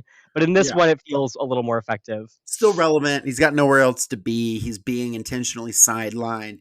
And he has to take things into his own hands. He has to step it up because things are getting bad. People are being mistreated. They're kicking out professors. They're being bullied to Hagrid. They're being bullied to their gorgeous centaur teacher. Just gotta Parvati say, Patil, certified monster fucker. yes, because Parvati and Yeah. Lavender are like, he's not a horse, he's a centaur. And Parvati's like, a gorgeous centaur, which, like, yes, absolutely. We discussed this about Fareens in our last episode. And I could absolutely fix him. White blonde hair and astonishingly blue eyes, the head and torso of a man joined to the palomino body of a horse. I mean, Sounds great. J.K. Rowling wants to fuck a horse. I don't know what to tell. Yeah, yeah. And she's right. So he doesn't wear pants, right? Like, is his dick just out the entire It's- time that he's teaching? Yeah, I'm kind of like imagining it's actually like supernaturally long. It's like dragging the floor. It's crazy. It helps him like Yeah. do divination for some New reason. divination professor, Yeah. Mr. Hands. Yeah, Dumbledore knows him, of course, because of the long fingers. Centaurs need those because normal human fingers not gonna get the job. Not gonna cut it. Yeah. Not gonna cut it. It does set up nicely. Call my dick. Call that centaur dick the quaffle, the way I always let it in. Let's go. You always let it in, just like Ron, who is the new Gryffindor keeper, because he goes out. I got Quidditch. nothing to say about that aside from that bit. Oh my god, yeah. This very long. I feel like a lot of the books struggle with the Quidditch plotting because Quidditch as a game doesn't make any sense, and therefore it's hard to make it exciting or suspenseful. It's kind of like the scoring doesn't matter that much. You either catch the snitch or you don't. There are like goal scorers on either team, and there's a goalie, but like It's all really kind the of seeker personal is drama. yeah. Quidditch has to become interesting because of the individuals playing Quidditch and not because of the game itself, which is why when they go to the Quidditch World Cup, it's like, what the fuck is this shit? Gryffindor's quaffle Yeah. game gets even worse at this point, right? Ginny catches the snitch, but they still lose because the score is 230 to 240 versus Hufflepuff, which means that it was 80 to 240 before. Yeah. They sure yeah, I guess like you get like a little bit of an arc for Ron and that like it turns out that he was a bad keeper because of like a lack of self-confidence, and then he gains self-confidence and is good at sports. It does just feel kind of like out of place in this story because it doesn't like link to anything larger. And it's like this book is already so long. Did we really need an entire arc about Ron becoming a better goalie? Maybe not. Yeah, maybe like a separate, if she wants to write like separate tie-in stuff, this is a perfect thing to write a little separate tie-in short story about or something like that. It's much more interesting Harry publishing that interview in the Quibbler and then getting a whole bunch of DMs, like half of them thinking he's crazy, half of them wanting to fuck him. That's His phone was blowing up. if you've seen the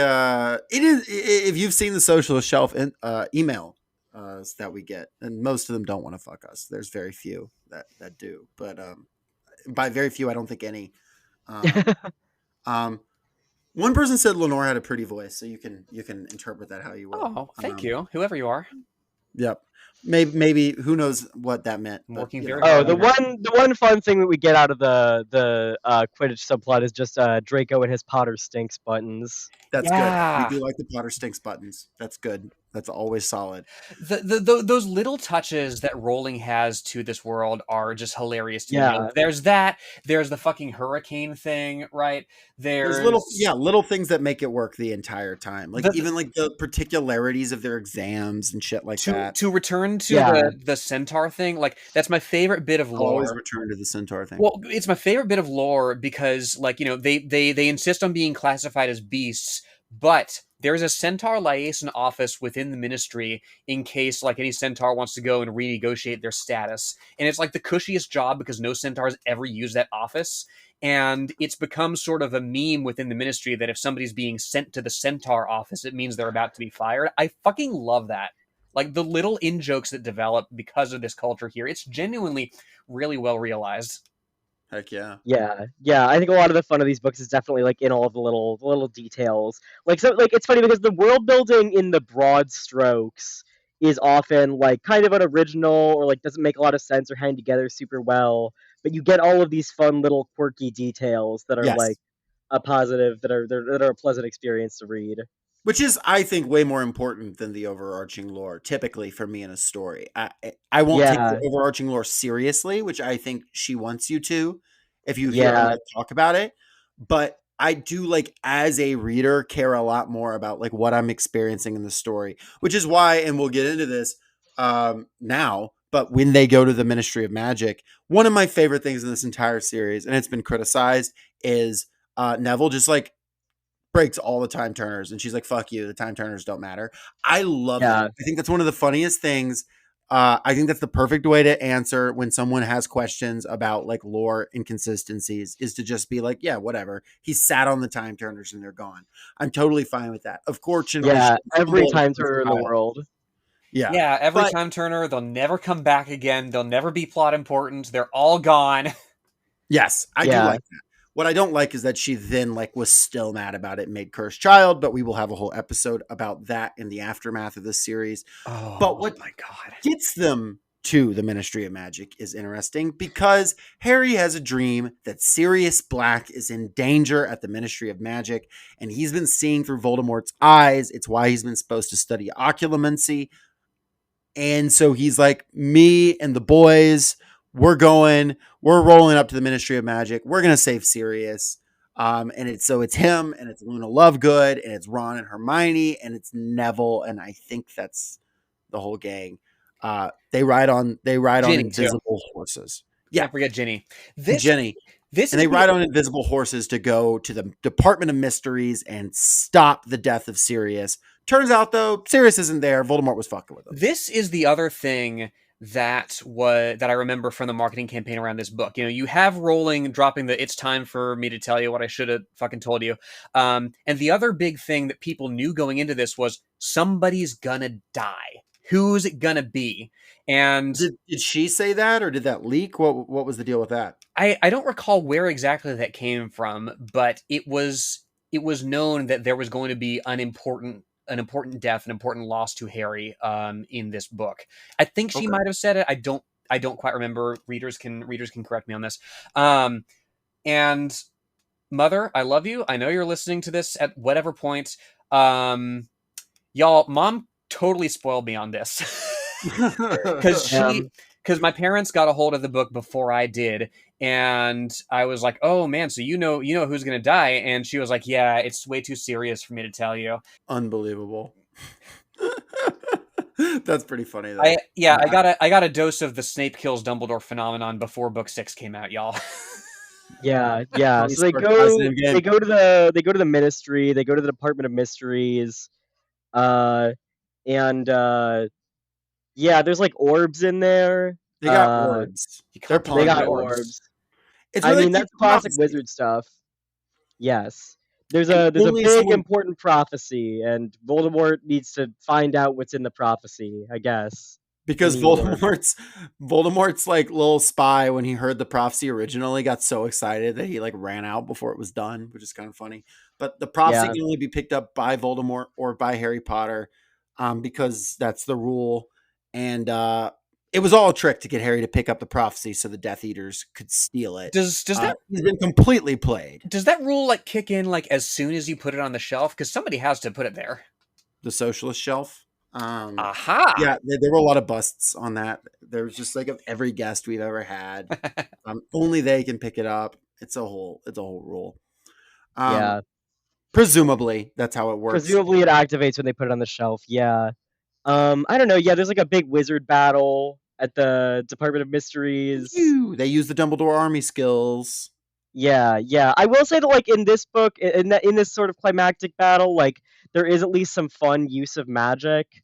Whereas, like, elsewhere in the books, you definitely run into the problem of, like, wands just become guns, and they're just, like, firing Avada Kedavra at each other and stuff. But I don't know, this one, like, Ron, like, gets jinxed and stuff. There's some Yeah, there's like a pretty fire heavy. spell. They're like reversing and unreversing time. They're You throwing notice stuff. you notice that like early in the fight, Dolahov takes Hermione off the field with that like purple flame curse because otherwise she Mm, would have won it all for them.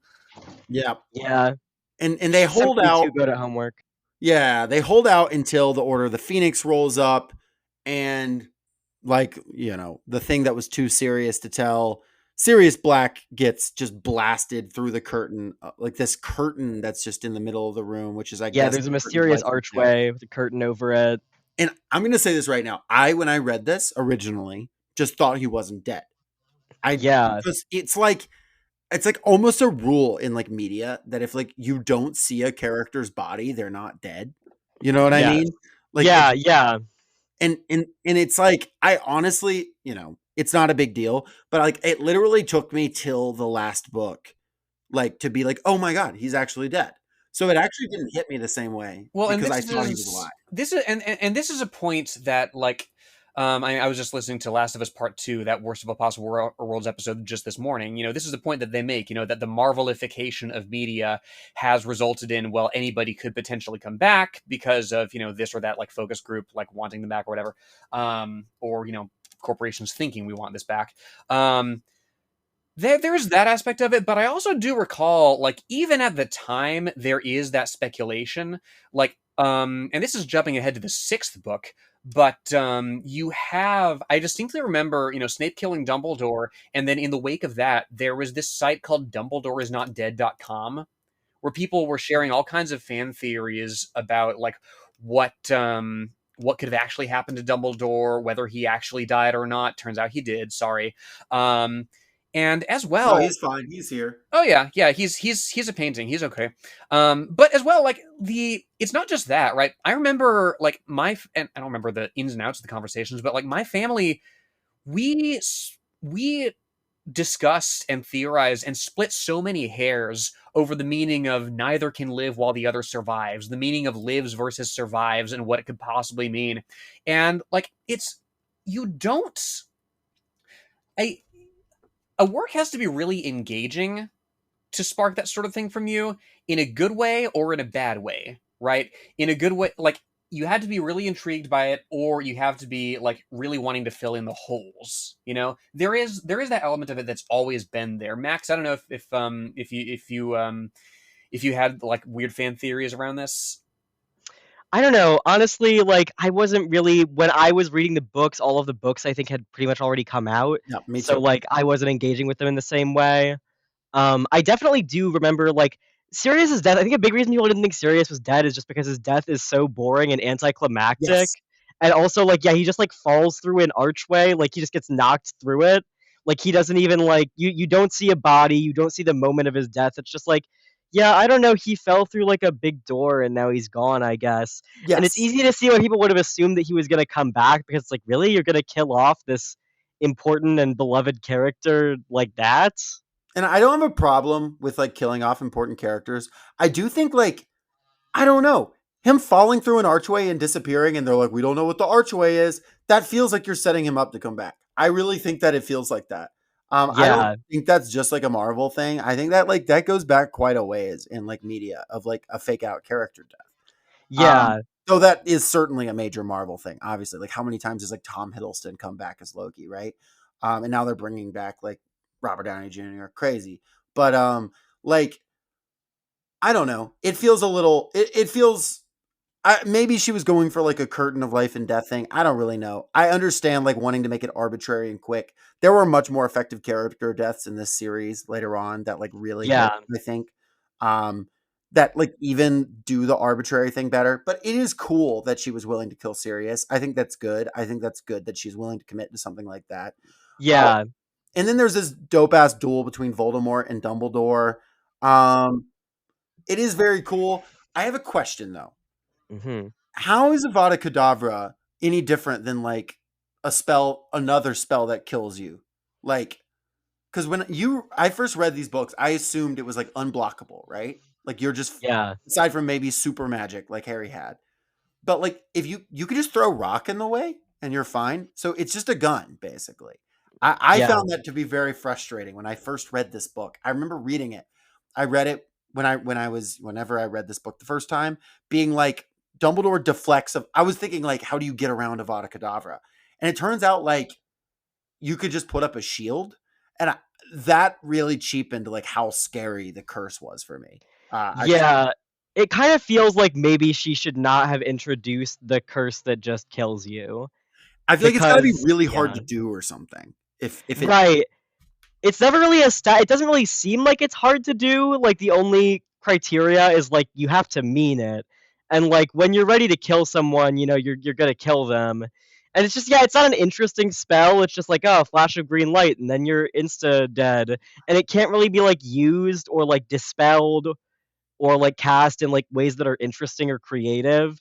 It is just this thing that makes wands kind of like a gun that shoots you, which is the most boring iteration of wands. Yeah, Yeah. I think it messes up dueling as Well, like a fun thing. you do, Max, touch upon a really interesting thing, because like Harry tries an unforgivable curse at one point. Like he tries to Crucio Bellatrix Lestrange after she murks Sirius, right?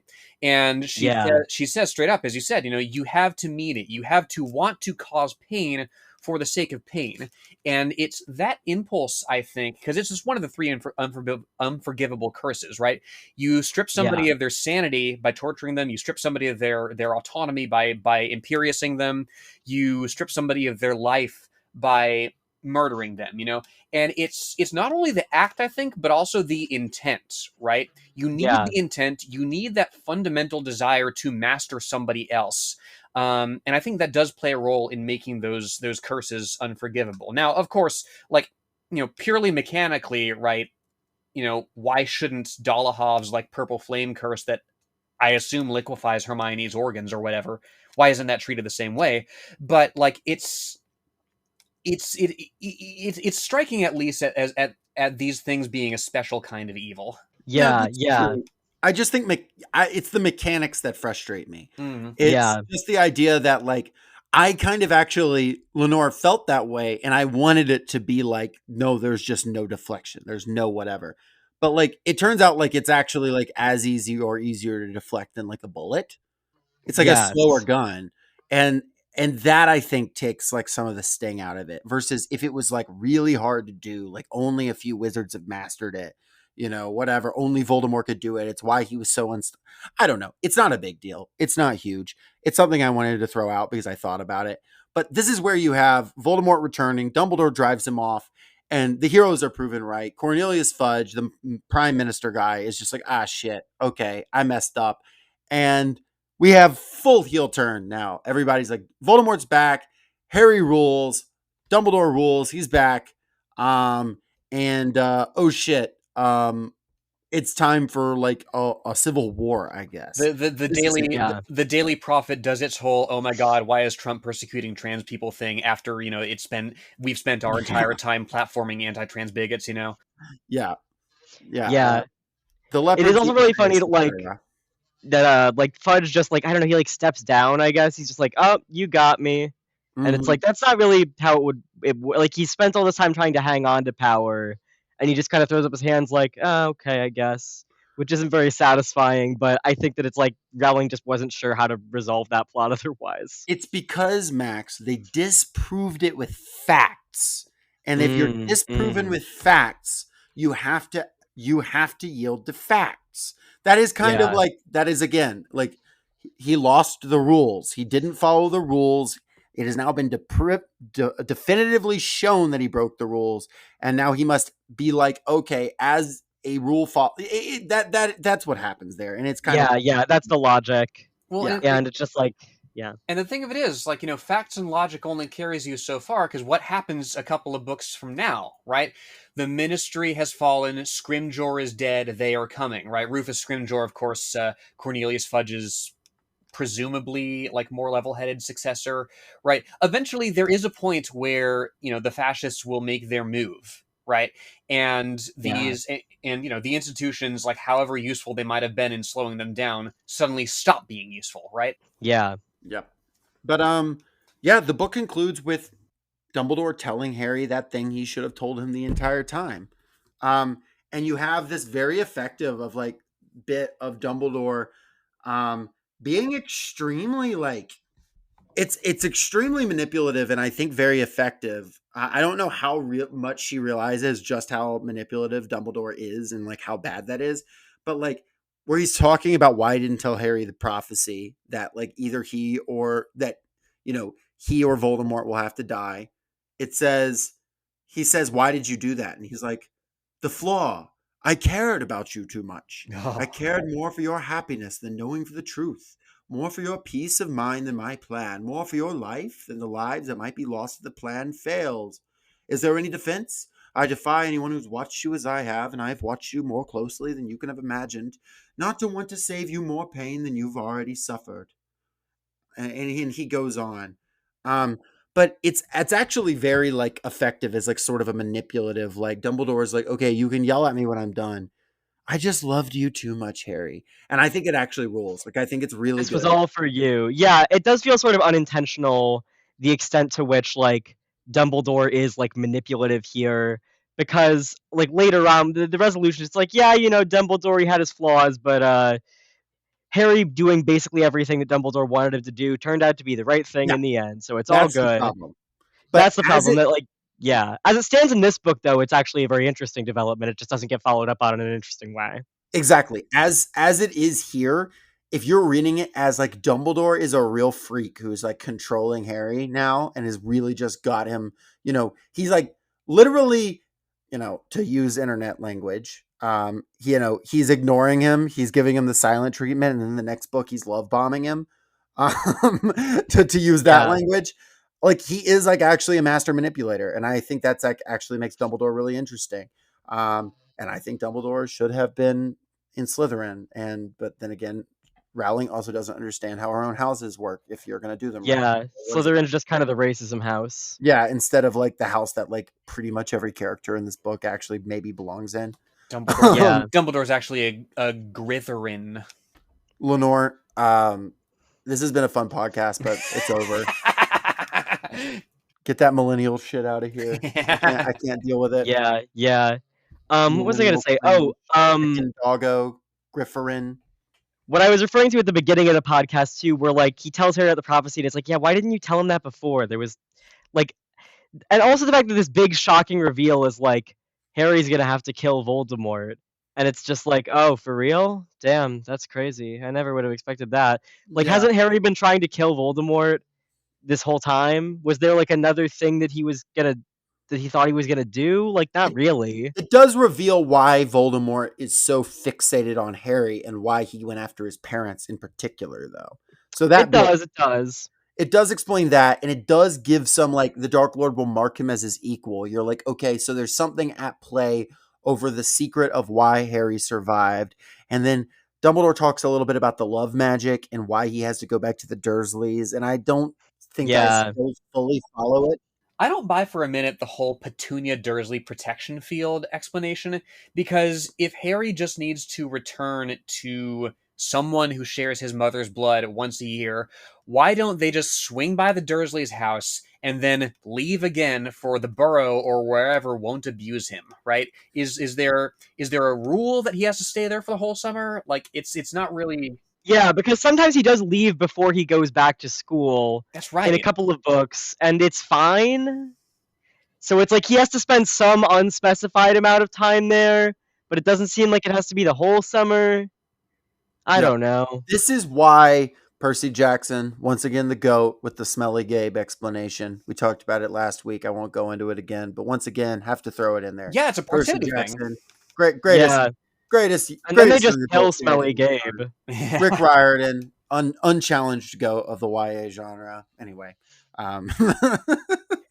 Oh, the other thing I was gonna say, it is also just like the explanation. It's like, oh, like Harry is special because his parents loved him a lot, and it's like, so Voldemort is bad because his mom didn't love him, and it's like, okay, but that's not Voldemort's fault. I mean, other stuff that he did later, he's responsible for that, but he can't really help not having had a mom who loved him.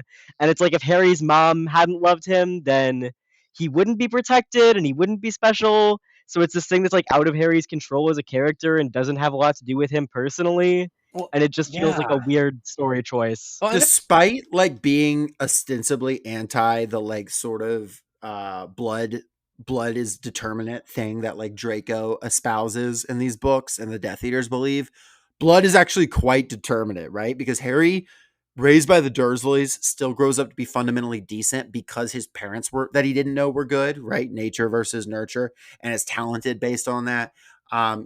People can basically like the evil people grow with evil parents are evil. It is kind of like that. Like it is there are variations on the rule, but it does feel like blood is actually extremely determinate in who has magic and what happens and how you are and your morality. And of course, to a much greater extent, if you fall under, the elves or something. there's a parallel in Yeah. Shakespeare to this sort of thing, right? It's you find if you read Shakespeare, like there's tons and tons of like cuckold jokes, right? Because like if you're a man at this time, right, your legacy, what does it depend on? Controlling your wife's sexuality, knowing for a fact that your kid is your kid, right? And by the same token, like we touched on it in the previous episode, like people having certain blood and that determining things about you. This series is chock full of it, right? Fleur Delacour, she's supernaturally hot because she's got Vila ancestry, and that one's actually true, as it turns out, right? If there are non-magical people in your family, like by the standards of the purebloods, you're polluted, right? Like Rita Skeeter, she writes an article in book 4 specifically naming Hermione as Muggleborn, which has nothing to do with anything, right? But that's what people are Yeah. obsessed with. And that's considered bad, but also you are more likely to be magic if you were born to wizards. So, it's Unless you're a squib. right. There's some weird shit going on here. I don't know. Yeah. Um, Yeah. Mrs. Fig, who lives in Harry's neighborhood and is like a secret undercover like squib, a non-magical descendant of magical people, she can't stop saying, "Oh, I'm so useless. I'm a squib." Like that rung really weird to any of y'all. Like, and then Yeah. Filch is just the worst guy ever. Again, a squib. Yeah, it's just depressing. It's like if you're a squib, you're doomed to know about the magical world, but never really like be a full participant in it or member of its society. And it's like, yeah, there's no remedy for that. You're either born with magic if you're not, and if you're not, you're either born with magic or you're not. And if you're not, then like fuck you. that's what this series is missing, right? Somebody who's a squib, right? But who figures out that, like, I don't know how much I believe it because this is something that Rowling said outside of the context of the series, of course. But she said that a Muggle with a shotgun beats a wizard with a killing curse every time. Now, of course, Frank Bryce from the first chapter of book 4 is proof against that. But like this idea that wizards have weaknesses, that magic has weaknesses that can be exploited by the non-magical sphere, right? We don't explore enough of that, and we don't explore enough of those weaknesses being harnessed, to my mind, by somebody with a foot in both worlds. There's not enough of an effort to integrate these two things in a way that could really do service to both worlds. I have a Yeah. whole rewrite concept where Ginny is a squib. That's better, but I won't go into it because I already did my Cho Chang pitch. But I have a whole Yeah. other thing about how they could make Ginny a better character if she didn't get to go to Hogwarts and it was around the edges, but then like helps them solve shit through like unconventional Muggle based means because of work with her dad. Yes. I don't know. Yeah. Got There's a whole definitely like room for that. Like, there's lots of things that wizards like don't have or can't do. They don't have guns, they don't have computers. And it's like that stuff like could come into the plot somewhere. It doesn't though. But There's never a time where like they really need to use muggle knowledge or operate outside of the wizarding world in any way. It's like the wizarding world and magic, that's the only stuff that's important. Everything else is like bullshit that doesn't matter. Which is just kind of a fundamentally like dull and incurious approach to the world that Rowling has set out. Yeah. But it is interesting that we care so much, It is hard Yeah. not to read this and to care and to get frustrated and to be like, no, this should have happened. No, Harry should have become the Defense Against the Dark Arts teacher, not an Auror. No, Yeah. why is Snape being treated like and so there is obviously as we are frustrated, there is a lot of credit here. And I think a lot of like, because of how good parts of it are and because of how specific parts of it are and how it makes you feel both now and then, I think it's even before Rowling's, reactionary turn, a fundamentally very frustrating series. Yeah, Um, yeah. and it just kind of always will be, even if she didn't have those issues, even if she was, a perfect lady in most regards.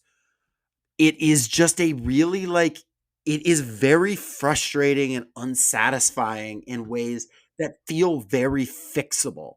And which is why there's, I think, such a thriving community around like alternate Harry Potter stuff. One, because you want to do that with your universe in the universe, and that's great and cool, and it shows the strength of the world she's built in some ways. But also because it's like, it just feels like there's a few things to pull on and then you can fix it. And I'll Yeah. always be frustrated, especially about What was it Sydney was telling us the other day, Jacob? He was saying that like Drary is still like the top pairing on AO3. yeah, to This this is day, true. Yeah. every year, Yeah. it is more fixed than any other Yeah. one.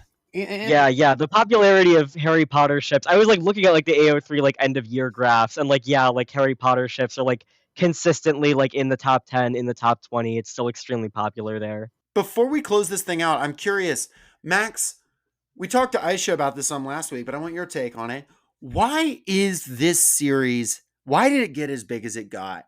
And why does it still like grab so much attention, especially from like the groups that it does? What do you think from your perspective? Yeah, I think for one thing, it has like a really big cast of characters that people like, and they're sort of distinct, but they're also sort of like archetypal and simple in other ways, and you can kind of project yourself onto them. There's like a big element of like power fantasy in these books, where it's like, what if you were really special and you were like whisked away to this other exciting world where you were really important? And I think that's something that just people tend to connect to in stories because it gives them a sense of power that they don't have in their own lives, and it lets them imagine like, oh, like what if there was this whole like big interesting world out there. And then I think also like the thing with the houses, you can be like, oh, this is my house, this is what wand I would have, this is what pet I would have. It's sort of like set up for like you to imagine yourself in it and to insert yourself into it. um and then yeah, I think that that's like kind of a lot of the secret sauce of like what makes this especially successful as opposed to like other fantasy stuff for children. It's like reasonably well written, it's not like amazing, but like Rowling is like good at sort of like immersing you in a scene, like making you feel like you're there. Mm-hmm. And there's like just some good writing of like just like vibes, like you get you feel the oppressive dullness of Privet Drive, you feel like the wonder and like excitement of Hogwarts, and it makes people feel like it's this place where they can go in their head, and this like fantasy world they have access to. And I think a big part of like the franchise IP or whatever is like based on selling that fantasy and that wonderment back to people. And it's like why there's like a theme park where you can go and imagine that you're a wizard. Mm-hmm. I absolutely agree. Absolutely agree. It has the Star Wars problem of a very expansive and diverse and vibrant world reduced to a handful of very special people. And of course, the rule is okay, catch your setting, catch your character at like their most interesting moments, but it's not it's much less to do with who that character is as a person than their circumstances, right? Yeah. It's the dynamic that makes Rey. I mean, this is why my friend that I saw Rise of Skywalker with was so disappointed.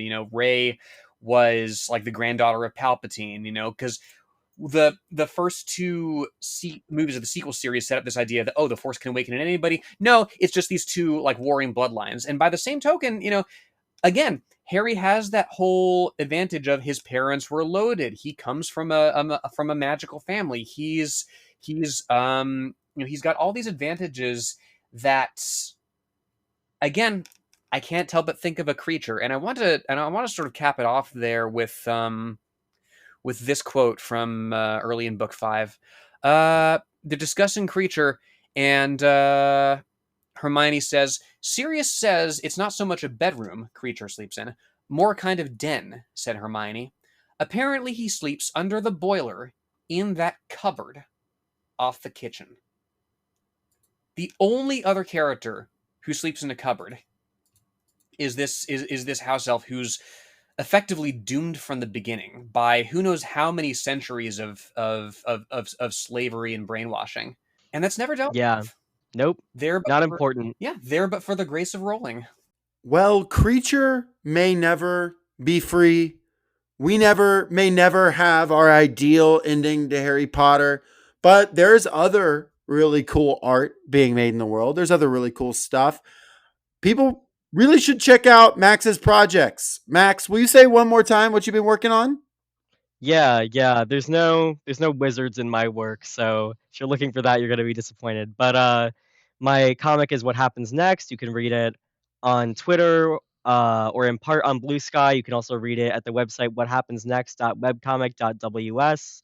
And then I have a side project called Roman Candle that you can read at romancandlecomic.webcomic.ws, or you can read its first two the chapters Full of Shit and Zach and Sarah by Ben Folds on Twitter or Blue Sky. And that's my work. That's my deal. Hell yeah. And there's a lot of really cool stuff to unpack there. Max, I feel like you have a really strong understanding of elements of like, growing up almost inside the matrix of like the internet and like how that affects people. And it's kind of reciprocal, almost like dialectical relationship with like people and how that intersects with, identity and loneliness and all these different ways that we feel. And it also has a very like specific, like kind of like Midwestern, like American feel to it. And I think that it's really cool and everyone should check it out. I've not read Roman Candle, but I want to, so I will.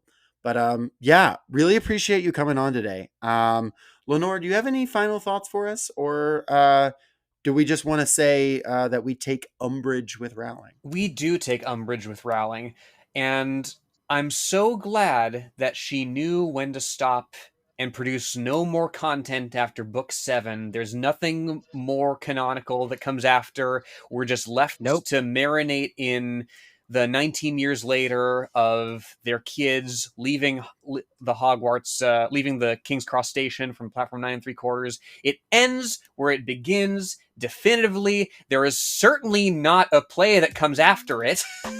Lenore, you must not tell lies. Have a good one, everybody. This happened.